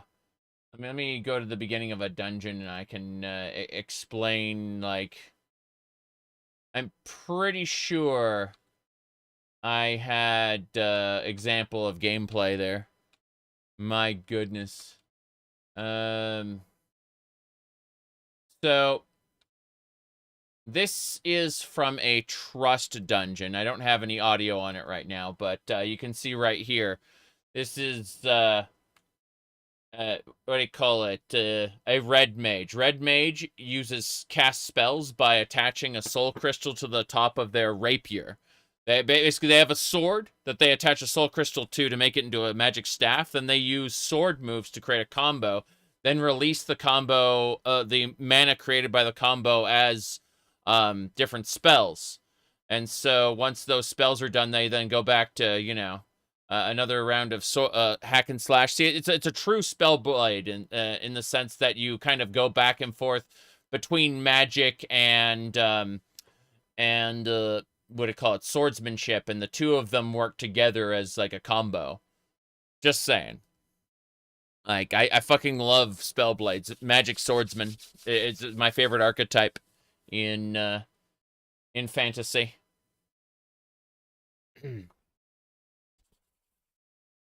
I also they also removed gender restrictions on clothing, and as a result, it really does play into my degenerate tendencies. I'm just saying.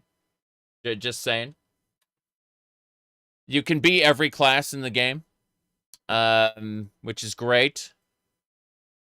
Like, on one character, I mean, you just swap between the classes, between encounters. Yeah. So I played them all, and I like quite a few of them.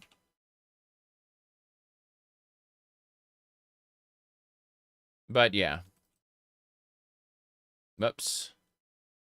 Here we go.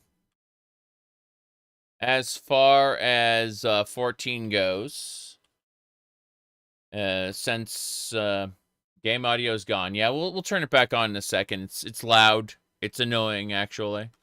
But I went ahead and I had the bot post my Final Fantasy 14 video. Let me go ahead this way. I'm gonna leave the audio off for a second, actually. Yep. Warrior Red, yeah. I do Warrior White Mage and Red Mage myself, but I kind of want to do Sage. I want to get good at Sage, just put it like that. There's a Dragonian chasing me. Okay, we can turn the game sound back on, but it's irritating. To me, at least. Yep. You said, surprised didn't grab the cat girl NPC clothes from the raid before leaving. Oh, you mean Black Cat's thing?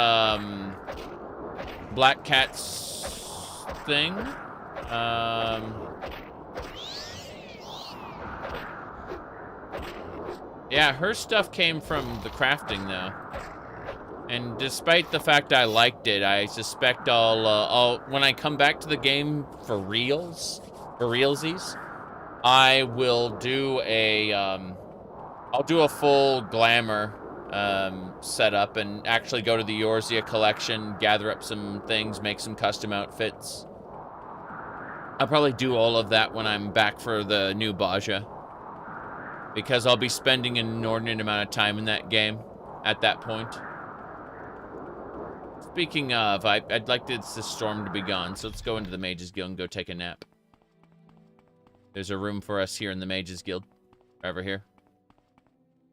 So I think just we'll rest a couple hours. In your dreams, a tall figure in a golden mask spoke to you. Lord Nerevar Induril, High Rizdania. Rizdania is the name of the Dark Elf nation before it got renamed to Morrowind by those filthy outsiders. I mean, people like me.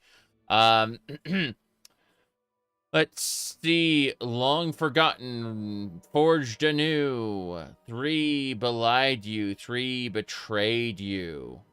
1 you betrayed was 3 times true. Lord Voiron Dagoth, Dagoth steadfast liegeman, faithful friend, bids you climb Red Mountain. Beneath Red Mountain, once again, break your bonds, shed your cursed skin, purge the Ennwa from Morrowind. Okay. Let me go ahead and just copy pasta that real quick. Okay.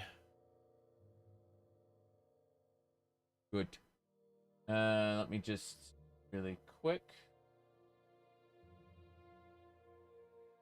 Morrowind.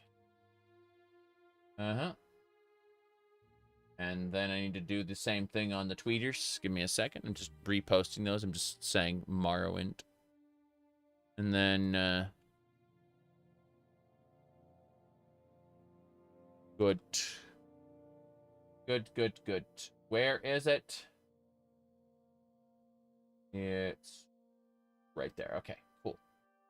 I'm just making a quick copy pasta for that. Just saying Morrowind. Okay, and then there we go. All right, I posted it on Discord, Blue Sky, and Twitter. Anyway. Okay.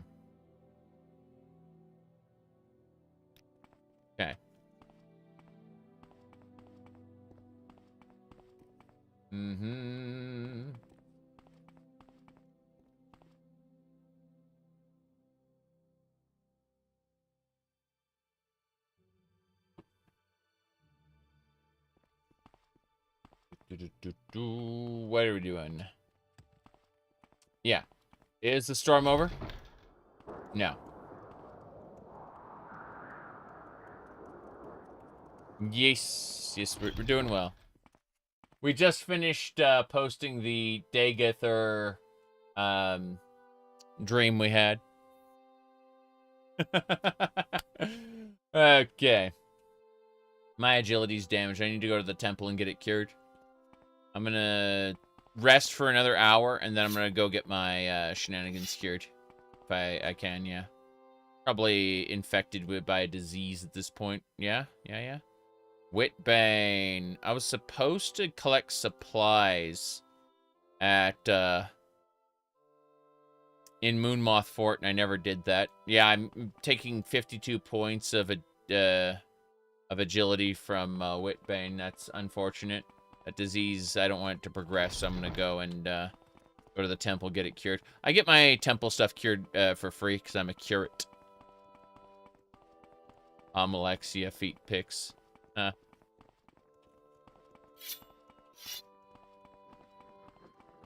There are a lot of people out there that have a unnatural fascination with feet and armpits.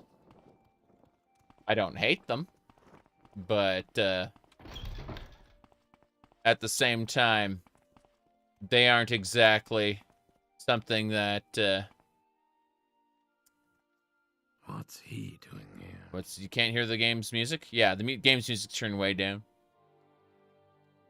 Just cure disease, cure blight. Yeah.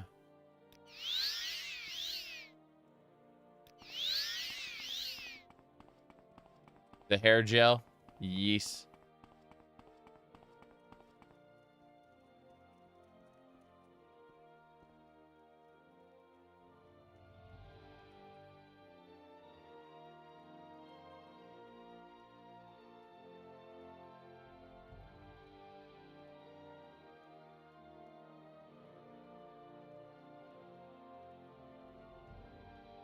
What happened to the... Okay, you're asking what happened to the glass armor? Where did I get Daedric? This is just a Daedric robe. We're wearing gilded glass armor. The better kind. Daedric robe. Okay. Shrine to the Tribunal. Let's go Lady's Grace. Sotha Sil, Vivek's Mastery, and Restoration. Yes. Gilder Glass, you say. I killed a man in the arena for it. A high elf.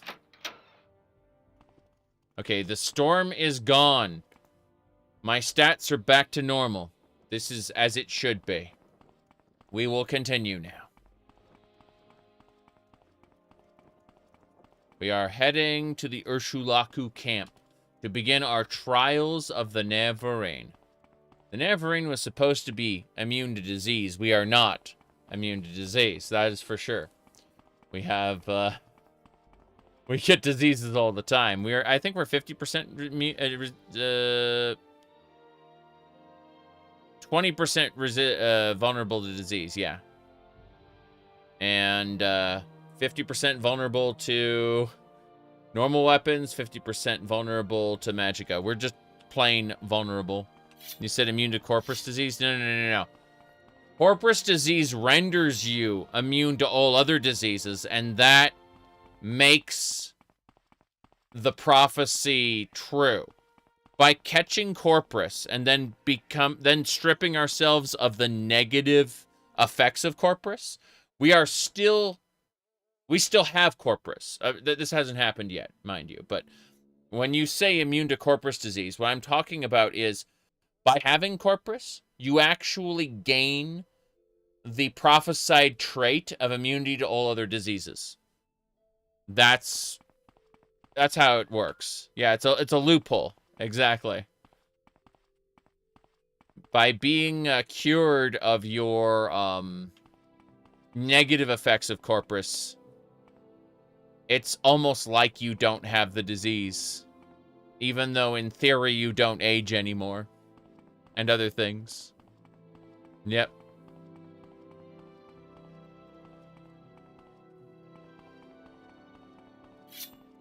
So what you do is you buff yourself up. You let yourself have Corpus for a few years. And then you just have all of that strength and endurance from being a Corpus monster. And get yourself cured.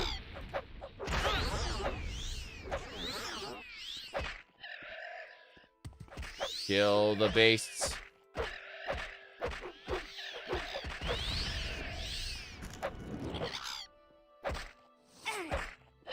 Cliffy Racer. Mm-hmm.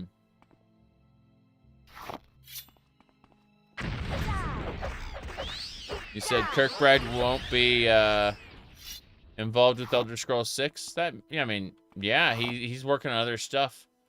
What was his last thing?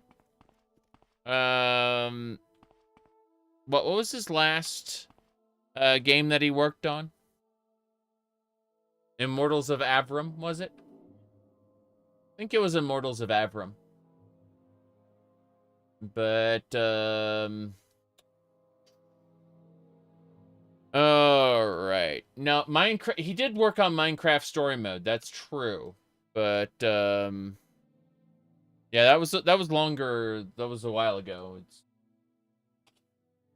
We go to Michael Kirkbride's Internet Movie Database here. Give me a second. So, alright. Should be right here. So, Batman Enemy Within. Yeah, Immortals of Avram, 2023. That was the last game he worked on. Walking Dead, Final Season, Batman Enemy Within, Minecraft Story Mode.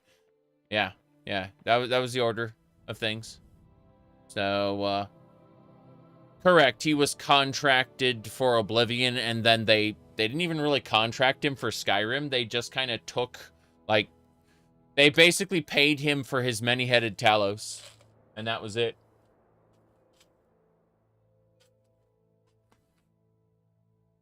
Okay, anyway. That's that. So yeah, Immortals of Avram was the last game he worked on. That we know about. That should be just about do it. Okay.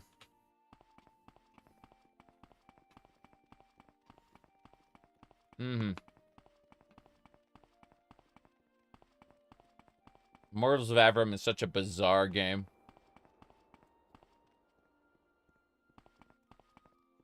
We need to head over, not to the Ghost Gate. We need to go north to the Urshulaku camp. It is so bizarre being where we are. Kingdoms of Amalur. I mean, Ted Peterson was partially responsible for Morrowind being as good as it was, but when he went hands off with Oblivion, it's like, okay, well, I guess this is what you can expect from now on. And yeah, Kingdoms of Amalur was pretty good, but also felt like a single-player MMO in the wrong ways.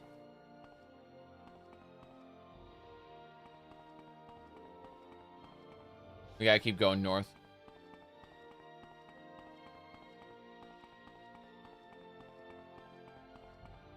Don't know what that... Oh, that's Harpy. Yep.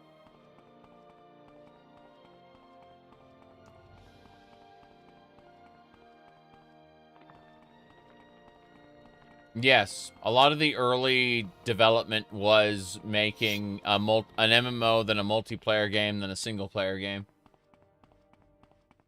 Constantly downscoping.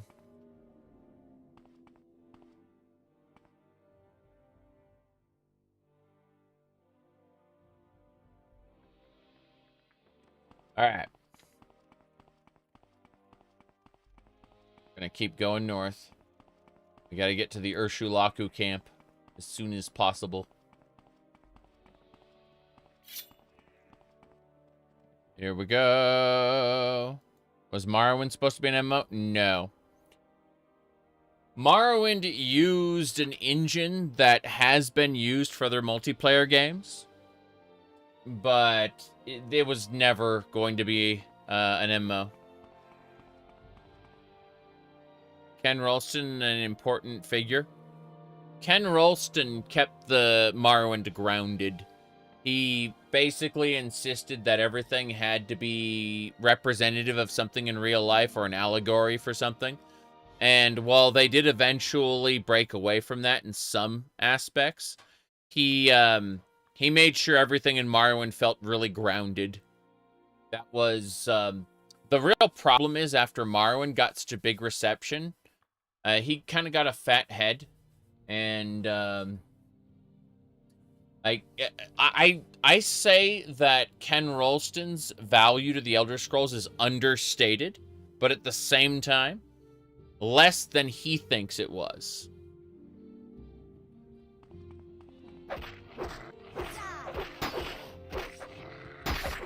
Okay.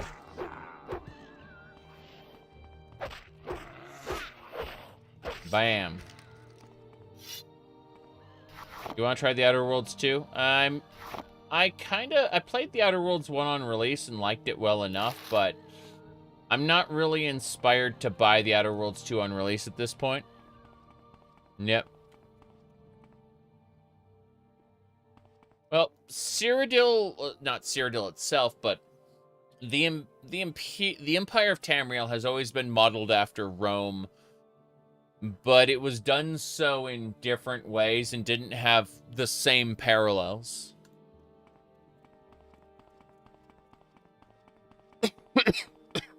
That was a cough. Haven't had one of those in a while.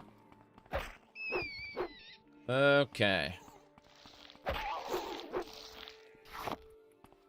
Right. What's over here? That guy wants to kill me. I gotta go kill him right now. He'll chase me down. That's a level 45 Argonian Raider. Okay, that's it. We're screwed. Yeah, we are actually screwed. This is insane. A bunch of scamplings charged up on us at the exact same time. I'm pretty sure we're not going to be able to withstand this. Rip it apart! Rip it apart! Oh.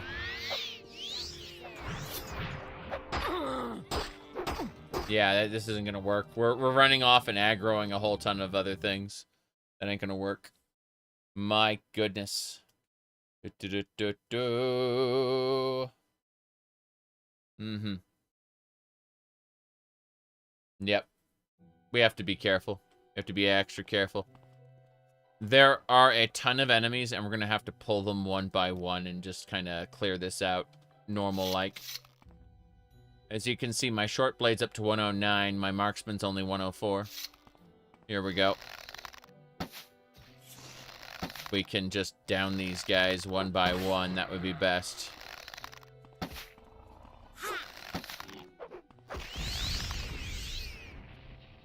Good. We're just going to keep clearing this pack. That way we can get around the scamplings.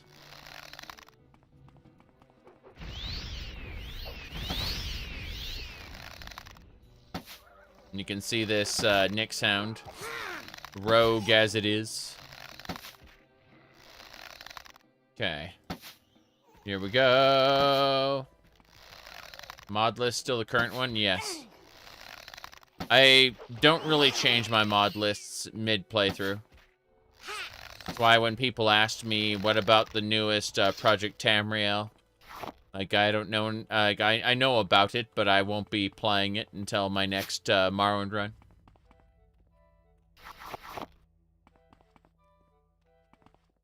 Whoop, here we go.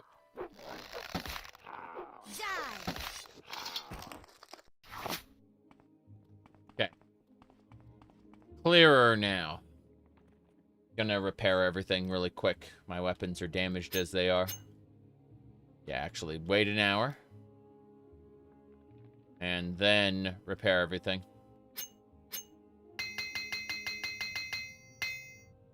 We need her. She has repair hammers on her, as you can see.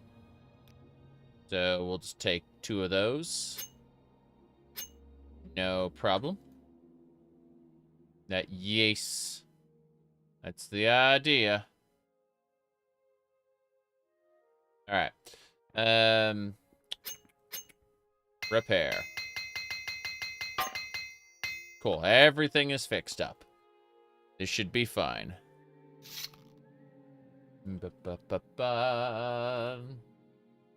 Happy pasta. Okay. Let's get going.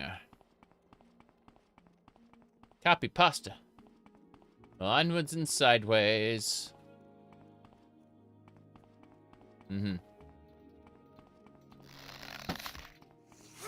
Spider. Yes, about that. We got some...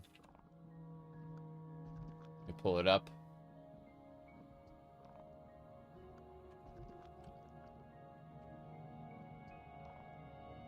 Just got one more thing to do.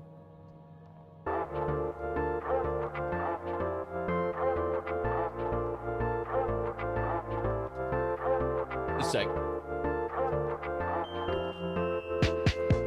You're the perfect person for a guy like me, and your eyes are shiny like a double sea.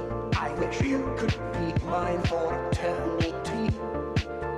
Could you please be mine? Hey, you trapped my soul, you broke my law. I think you're fake, cause you stole my heart,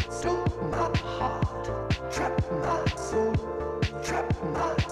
like a superstar,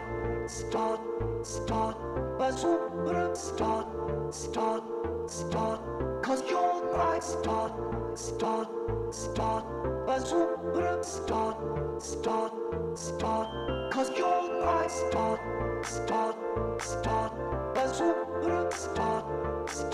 superstar, cause you're my star, a superstar, cause you're my star. You're the perfect person for a guy like me, and I know for sure that we are meant to be. If your heart is locked there, I may have a key. Could you please be mine? Hey, you trapped my soul, you broke my law. I think you're fake, cause you stole my heart, trap my soul like a superstar, a superstar,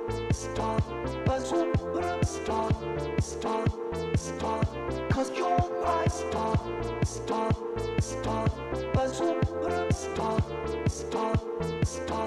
cause you're my star, a superstar, cause you're my star, a superstar,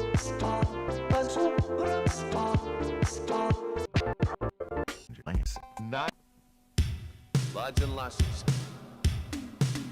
I give you Valma Blood Elixir. Grow back that missing limb. See into other people's thoughts. Learn a library's worth of knowledge in moments. Wield powerful magic incantations. Live for thousands of years. Only 20 septims a bottle. Valma Blood Elixir. The one and only. Only 20 gold septims. Okay. So, let's have a look-see. Okay. We get to play What Are These Recommendations? Dagoth Wave is like the free space. We know what that is. I can see next to it is a horrible Discord server. Yes. So the second recommended video is an expose on terrible Discord servers. The third one on the bottom is a Young Scrolls song. It's a Sheo Goroth album. Then finally, it's the raid we did the other night, like 2 nights ago. We did the Cruiserweight to M8 raids. And those were good. Those were good raids. We played those. Going directly up from that, I have no idea what this one is. Maybe it's Baldur's Sky. Because I know the other one up above Dagoth Wave is also Baldur's Sky. I have no idea what Brave Phoenix is. And in between, in the middle, is Fushigi Yugi. That's a good series. The mysterious play. Unleashed in the top left corner is the same as the bottom right corner. It is exactly the same. They're the exact same video. I don't know why. Or the exact same content anyway. Different videos. I don't know what Meteor is. I assume it's like a Gundam song or something. I don't know what the middle top is. And the right is 100. I like a particular character from 100, but I don't like the show itself. Hooray! I'm able to identify those. Okay. What was it?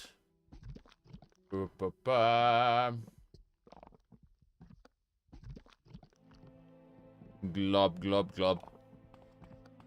This way.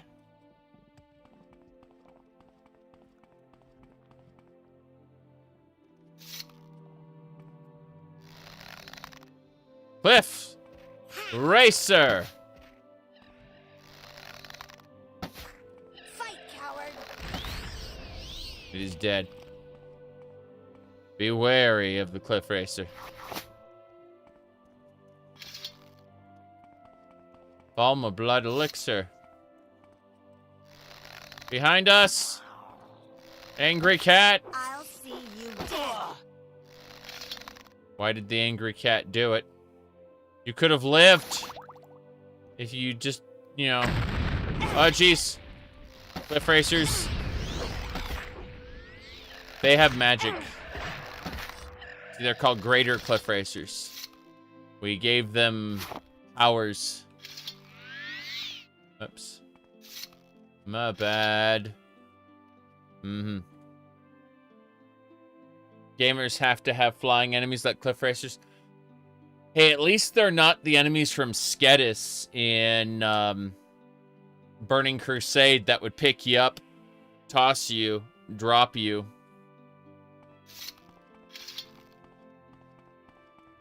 Alright.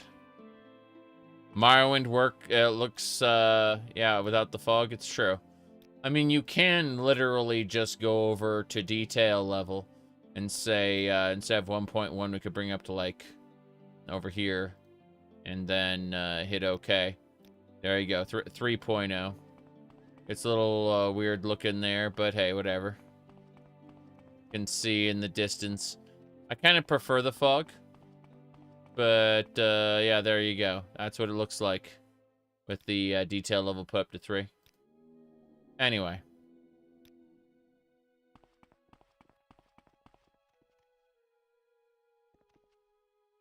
So.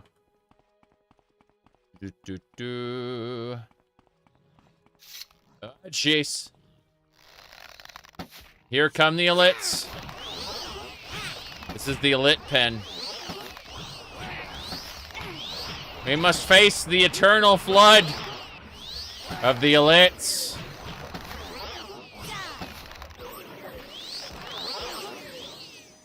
We are not done, not until all the elites are purged. This entire colony must be purged.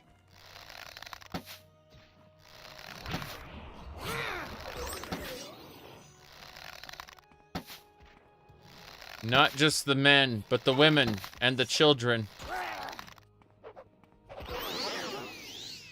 Okay.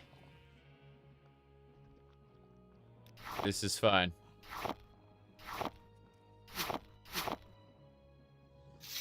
Tremors. Now, the cheesy movie I want to watch again is Army of Darkness. It's an American isekai.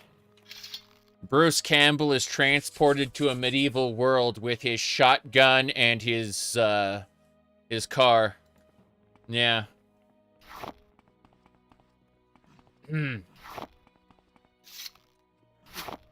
Alright, you primitive screwheads, listen up. See this? This is my boomstick. Okay. Let's see. Chainsaw, yes.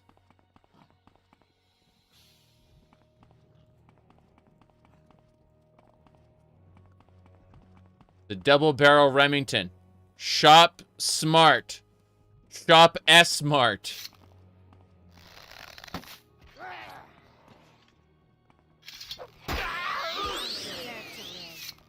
Need to drain the life of this elite.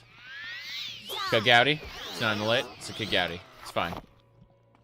Yep.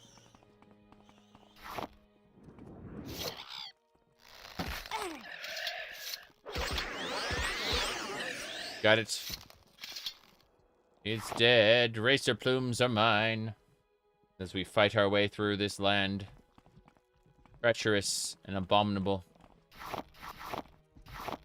I'm gonna grab all the herbs, though. Definitely use a few more of those. This way. Athletics is increased to 61.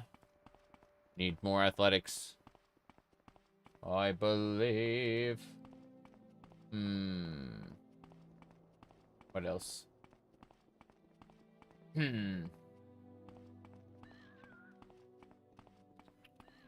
Oh, there's the dragon. Can we talk to the dragon? Let's try to talk to the dragon. The Red Warrior Dragon doesn't want to talk to anybody. What a shame. Oh, jeez. Immediate blighted elite. I ain't risking hitting the dragon by accident. Oh, jeez. You can't escape me. What do you mean? We can't escape? Okay. Equipped the gray arrow of nonsense. No, thank you. We got more silver arrows to use. We gotta purge this colony. They're all in the way. Sometimes the crits kill them in one hit. Sometimes they don't. Gotta be careful. Okay. Yep. Die.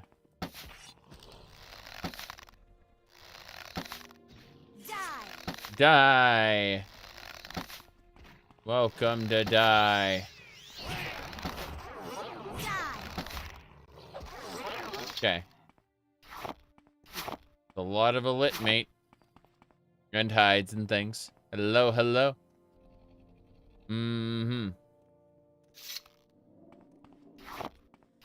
Oh, you're talking about Star Wars.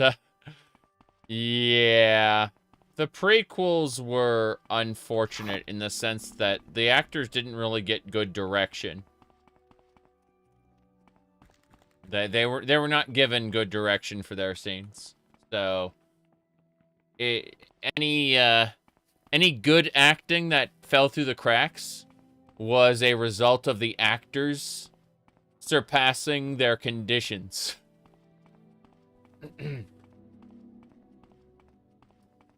All right.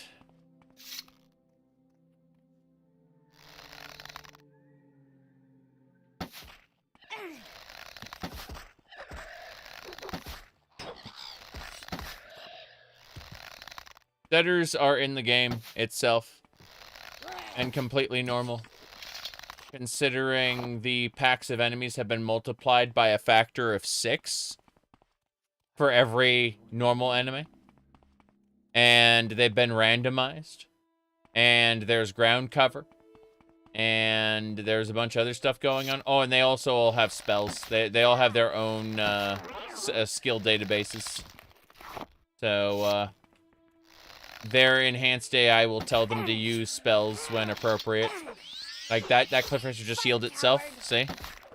Razor beaks have a tendency to attack from a distance if you let them. So, better to paralyze and kill them early on. Yep. He was about to cast a untouched spell on me.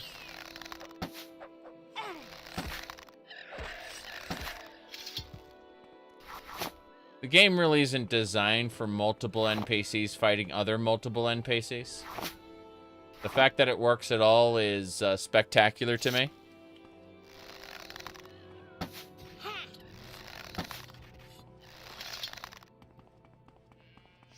Oh. Die. I'm over encumbered again. This katana sucks. Yep. Okay.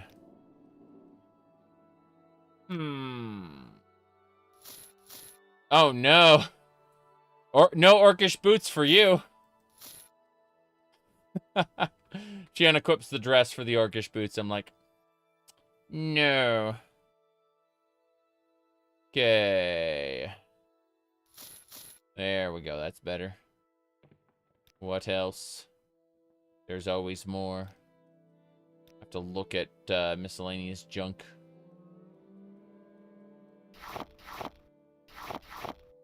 Going over all of the heavy stuff. Gee, okay, yeah, no, the skeleton's over encumbered now. Damn it.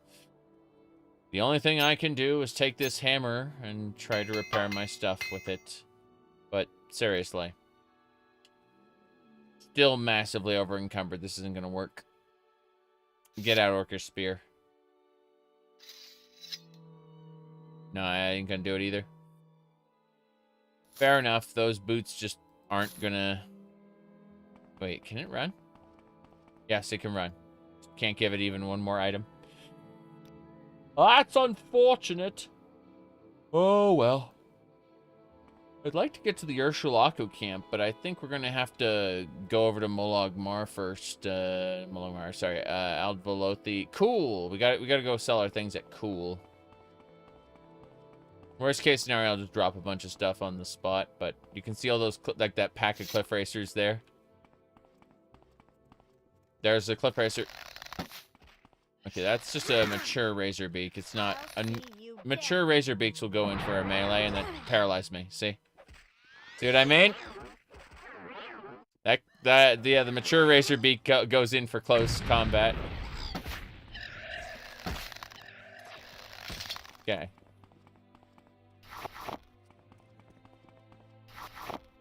Racer mate. I hear a snake. I killed a snake. There we go. Snake's dead. Next is the beetle.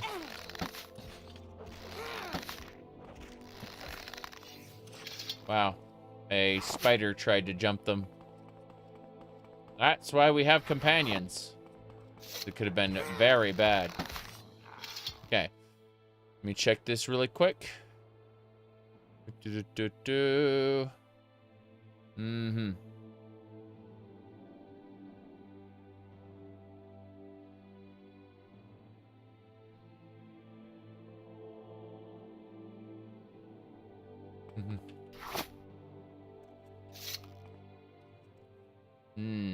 All right. Buttons there.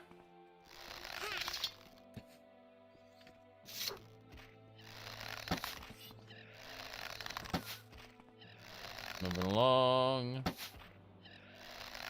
least we're killing the cliff racers well enough.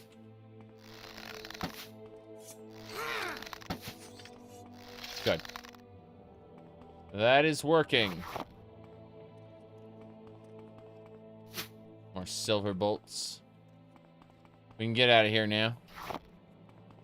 Mm-hmm. Jube never killed all the cliff racers anyway.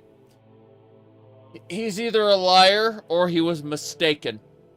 But Mule the Lioness hunted cliff racers with her dad when she was a little girl, which is well after Jube's death. So either Jube was lying or he was mistaken.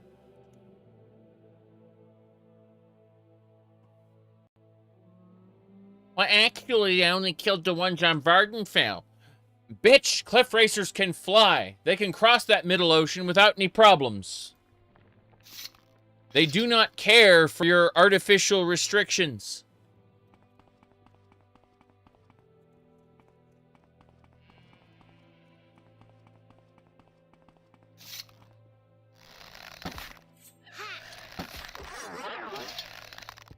Moving along.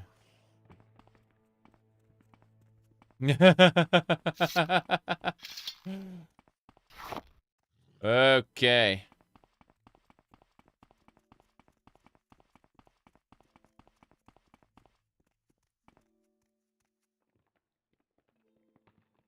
Okay.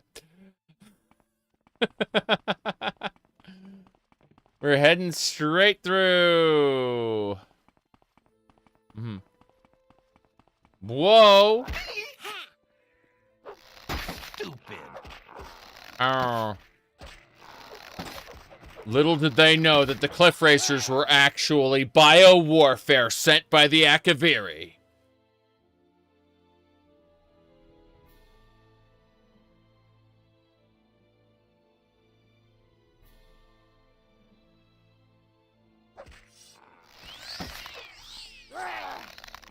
Akavir was known as Dragonland, but there weren't actually dragons there. They were only Cliff Racers. The Cliff Racers spread to Tamriel when they,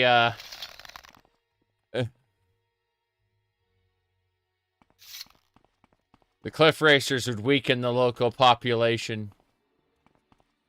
They thought that the Corpus disease was coming from Dagathur. Little did they know that the Cliff Racers were spreading it all along.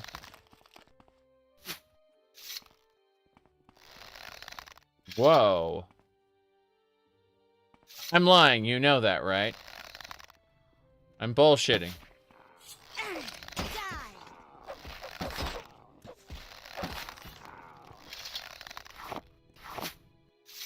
You think they'll ever show Akavir in the game? I don't think so.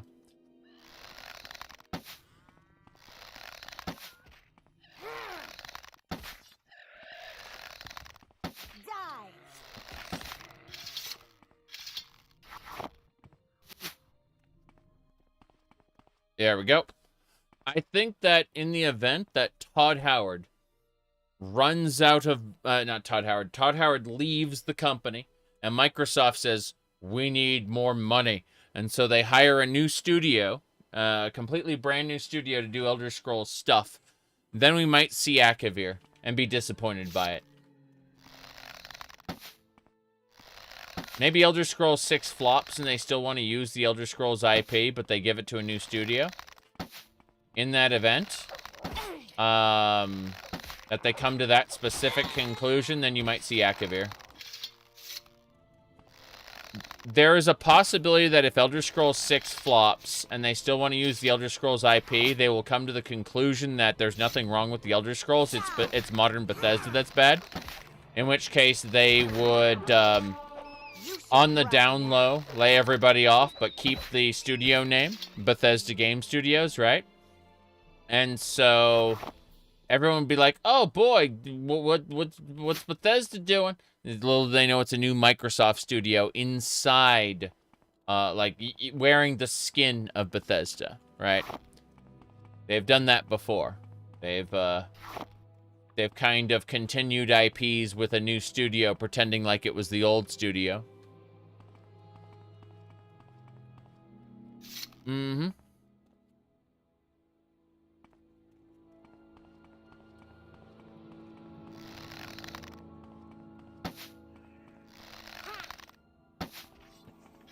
One of the worst curses you can inflict upon someone is, I wish your favorite franchise was treated like Halo.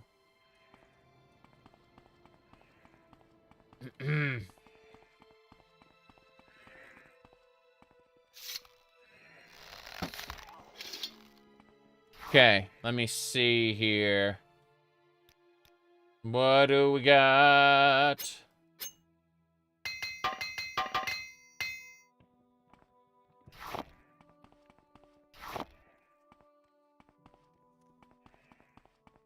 Moving along.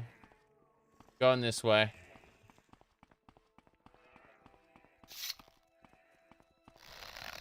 Jeez. That is a Razorbeak brood mother. Paralyzed. They're taking my health. They're taking my stamina.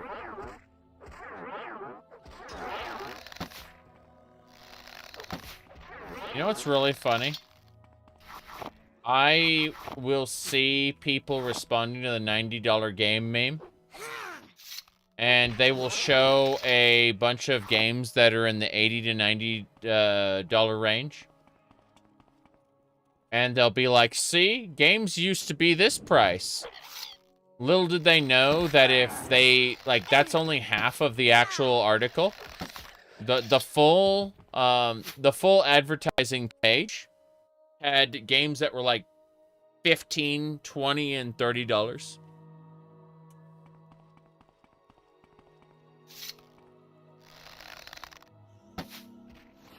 And the games that were $90 were only $90 for about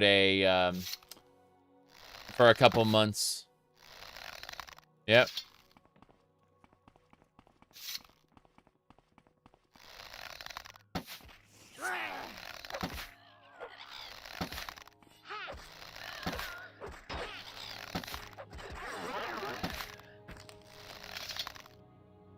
Jeremy Soule made pretty good music, but at the same time, he's made kind of poor music in a lot of games as well.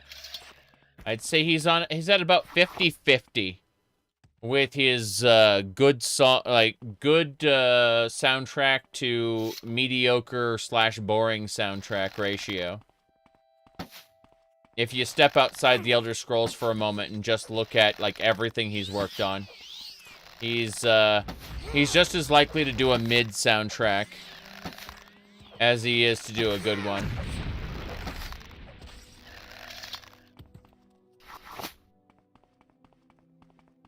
Not saying I don't want him to try. But really, he's just about as good as Ian Zur. Yep.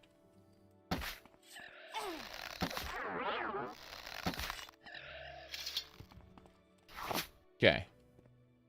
We're gonna wait a second. Get our stamina up. Getting dark. Mm-hmm. Need to go around. What you're hoping is to see younger, passionate devs getting a say in things. There are some really, really talented mod makers who have been hired by Bethesda, you know, contracted to do work for them, and then not given any creative power whatsoever. Instead, just, like, basically being left to work with dog shit world building. It's kind of sad. Starfield had some really, really talented people working on it who made great mods. And they had absolutely no say in the creative side of things. They were able to make quest lines and things, but those were compartmentalized. They were like they couldn't affect the greater world building in any way. They had tons of restrictions on what they could do. So it's like, yeah, they wrote some pretty good character moments, and then those sat in the middle of what is otherwise bad. And it feels stilted as a result. Run away, he said. Oh, Jace.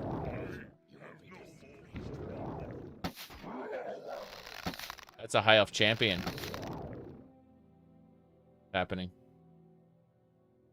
Do you think the developers look down on ex-modder developers? I have no idea. That's a very, very good question. I will say, though, that I have actually managed to do the impossible, everybody. I have managed to lock up OpenMW. Yeah. OpenMW just plain doesn't crash. So I'm shocked that after, what, 200-ish hours here, that I managed to make it go splat. I'm going to look at something in a different window here. That's impressive, is all I got to say. Like, that I actually managed to crash it. I am shocked. I'm going to go ahead and terminate it. You've only had it crash once? I'm so surprised that I managed to crash it. It took, what, 100-ish hours? It's crashing because you're not using enough mods. LOL. Yeah, something like that. I think that it came from the retreat mod, because that monster, like, monsters take cover now if you're shooting them from an area that they can't run up to. I think that it's an external plugin that crashed it, specifically the one that makes NPCs take cover. Because that's what the NPCs, like, 4 NPCs were all trying to take cover at the same time when it crashed. That's my guess. You said when it crashed, it was a mod? The base installs rock solid? Yeah, that's what I'm saying. I suspect it's the take cover module that's crashing it. Let's see what else we got.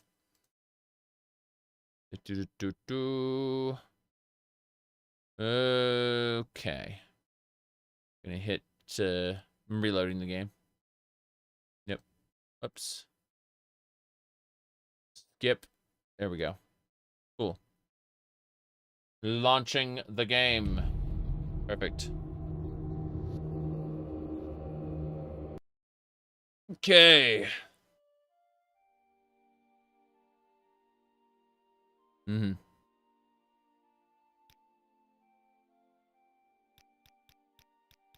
Never crashed for you? Yeah. Again, like, I've been doing this playthrough for over 100 hours. And, you're talking about the Sailor Jupiter? Yeah. I'm just gonna go this way. Fuck it. I'm going around. I'm just gonna skip that whole pack of enemies. This Sawa.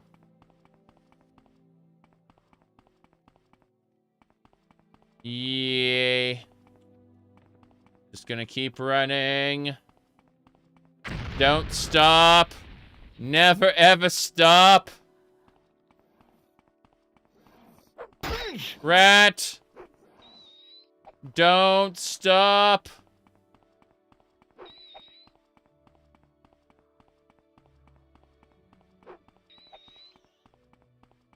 Okay. Paralysis. I'm being chased. What are your specs? Very low.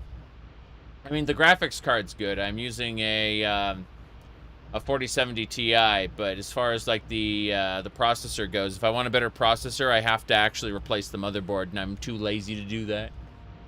So, my bottleneck is the processor. Yeah. It's right here.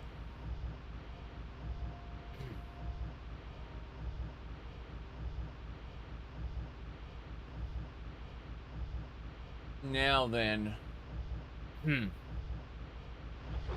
Nope. Okay, it's fight time.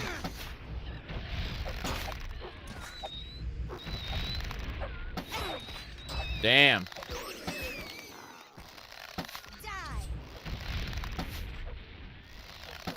Enemies,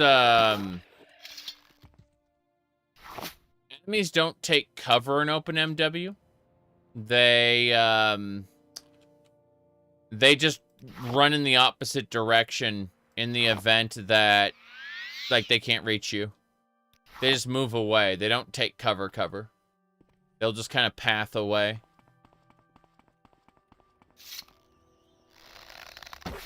I played 6 House mods years and years ago. It would definitely be interesting to try it for a new playthrough at some point, but that some point is not this year. I mean, I have 6 House enemy enhancers where they get stronger, but as far as like actually playing as the 6 House, no. No, it's not happening. Not right now.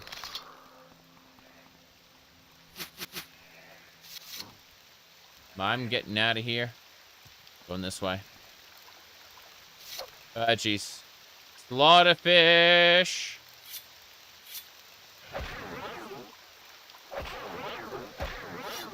Okay, they're all paralyzed, but they're not dead. So, in order to kill them right, we got our Daedric Tonto.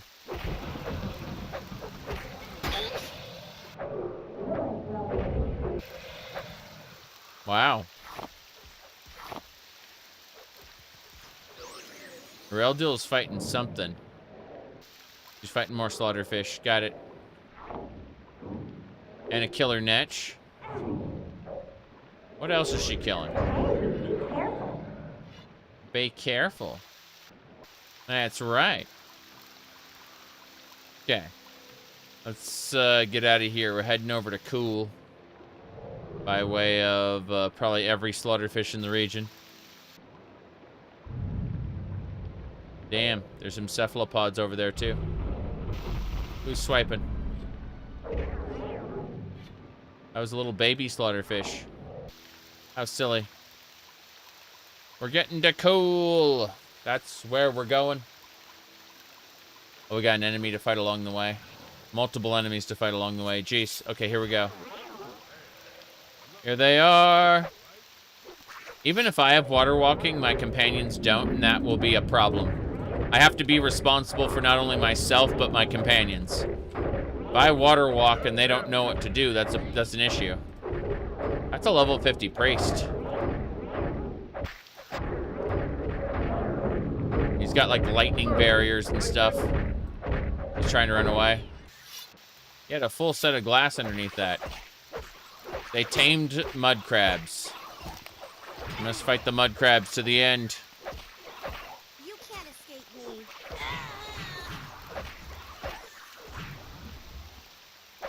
If they're dying to a bunch of dregs under the ocean, excuse me, they're called drogs? Well, the lady in Oblivion calls them dregs. Admittedly, the ladies in Oblivion also call them billies at one point. And I'm like, oh no. Oh no. A necromancer is a healer that never gives up. What do your followers do if you turn invisible? They crouch down. That's it. I don't know what's happening. These are sea crabs. I don't know how the sea crabs come out of the ocean like that, but whatever. There is lots of crab meat to be had. My real concern is why I was walking. Okay, there's definitely stuff to grab. And none of them can be grabbed here. So what's actually going to happen is we're just going to give up on those corpses. What a shame, what a shame. Mm-hmm. Yes, but even if I could breathe underwater, my minions can't.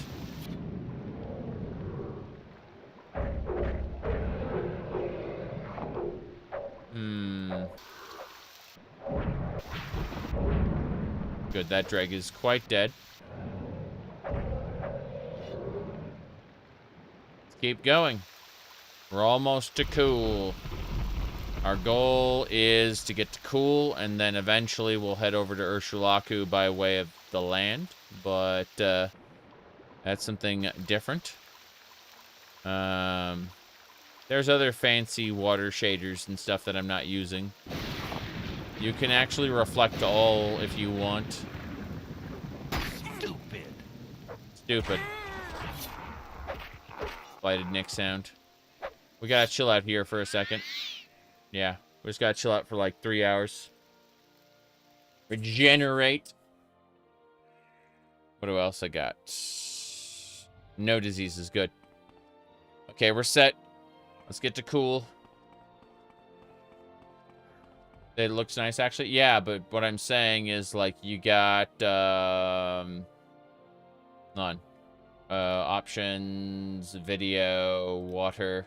And you see my quality is low right now. Could be medium or high. You can reflect not only sky. I'm reflecting sky right now, but you can reflect terrain, world, objects, actors, and even ground cover. Like the grass mod. Ripples are simple, but they could be sparse or dense. Yeah. It's all built in. You know, the water shenanigans. Oh, jeez. Okay, we're backing up. No one needs to die today. Run. Gotta kill these hungerlings.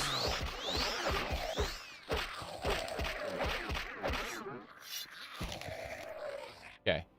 Here come the bandits.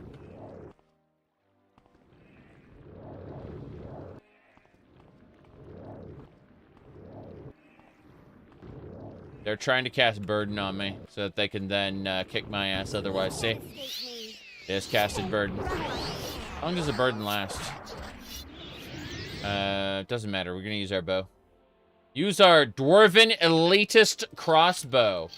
It is a rifle that fires bolts. What kind of bolts? Why, cruel flame bolts.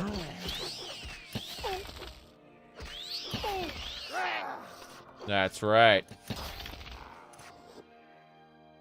Okay. That's better.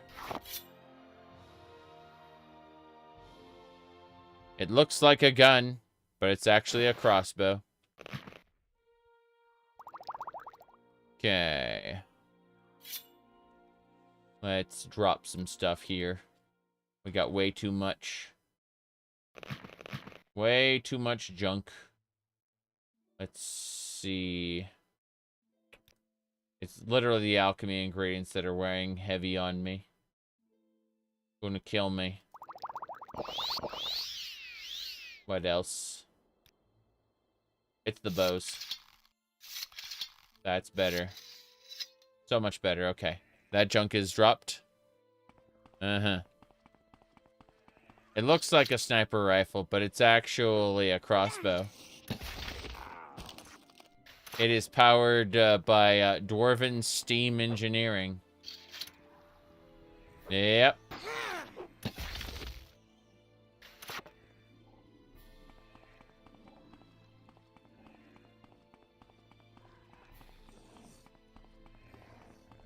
Okay. Let's get moving. We've reached cool, finally. Alright.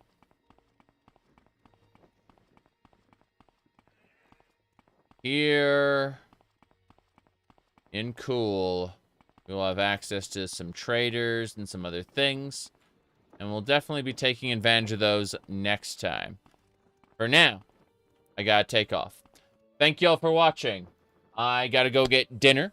And then after dinner, I will be streaming the Warframe because once a week I have to grind ducats to sacrifice to Barrow Key Tier. This will happen for the next 3 weeks, and then I will stop doing it. But for now, we're going to be sacrificing some of our time to mindlessly grind ducats for our Lord and Master Barrow Key Tier. Yes. My goodness, not that game. Oh, the other games I have to play are insane too. Let me see. Here, hold on. Before I go to dinner, let's pull this up. So, was gonna say, Final Fantasy 14. We're actually done until May. Okay, we're done. We're done until May. Late May, I might add. And Oblivion, we're gonna do tomorrow. We're gonna do Oblivion. Looking forward to that. We're on our last steps for Aid to Bruma. This is a good time. Currently in the middle of Half-Life, of course. Half-Life is good. May do like some. I may half and half it tomorrow. I may do like Oblivion and Half-Life, or Oblivion and Stardew Valley. I'm not sure which. We're off of No Man's Sky for now until they do another update. But as soon as they do another update, we're jumping back onto that. And we're not done with Fallout 76 yet. Now, as far as people were asking about Cyberpunk and people were asking about Baldur's Gate, those are on hold for now. But I will be picking it up later. Other people asked, well, they did updates to they've like announced new stuff for Elder Scrolls Online. What are you going to do? Well, when I finish this this particular live stream 4 weeks ago, I said we're off of ESO for a couple years, and I mean that. I'm like, unless they do something spectacular, like in terms of their quest stories and zones and stuff, I won't be picking this up again for another couple years. And if they end the game before I pick it up again, so be it. But another game, two other games I have my eyes on that I need to continue from a month ago: Monster Hunter World and dot hack. I'm on the 3rd out of the 4 dot hack games. So, point is that I got lots of games I'm playing, but for now, I'm going to be grinding in Warframe for a few hours. Yep. Anyway. See y'all soon.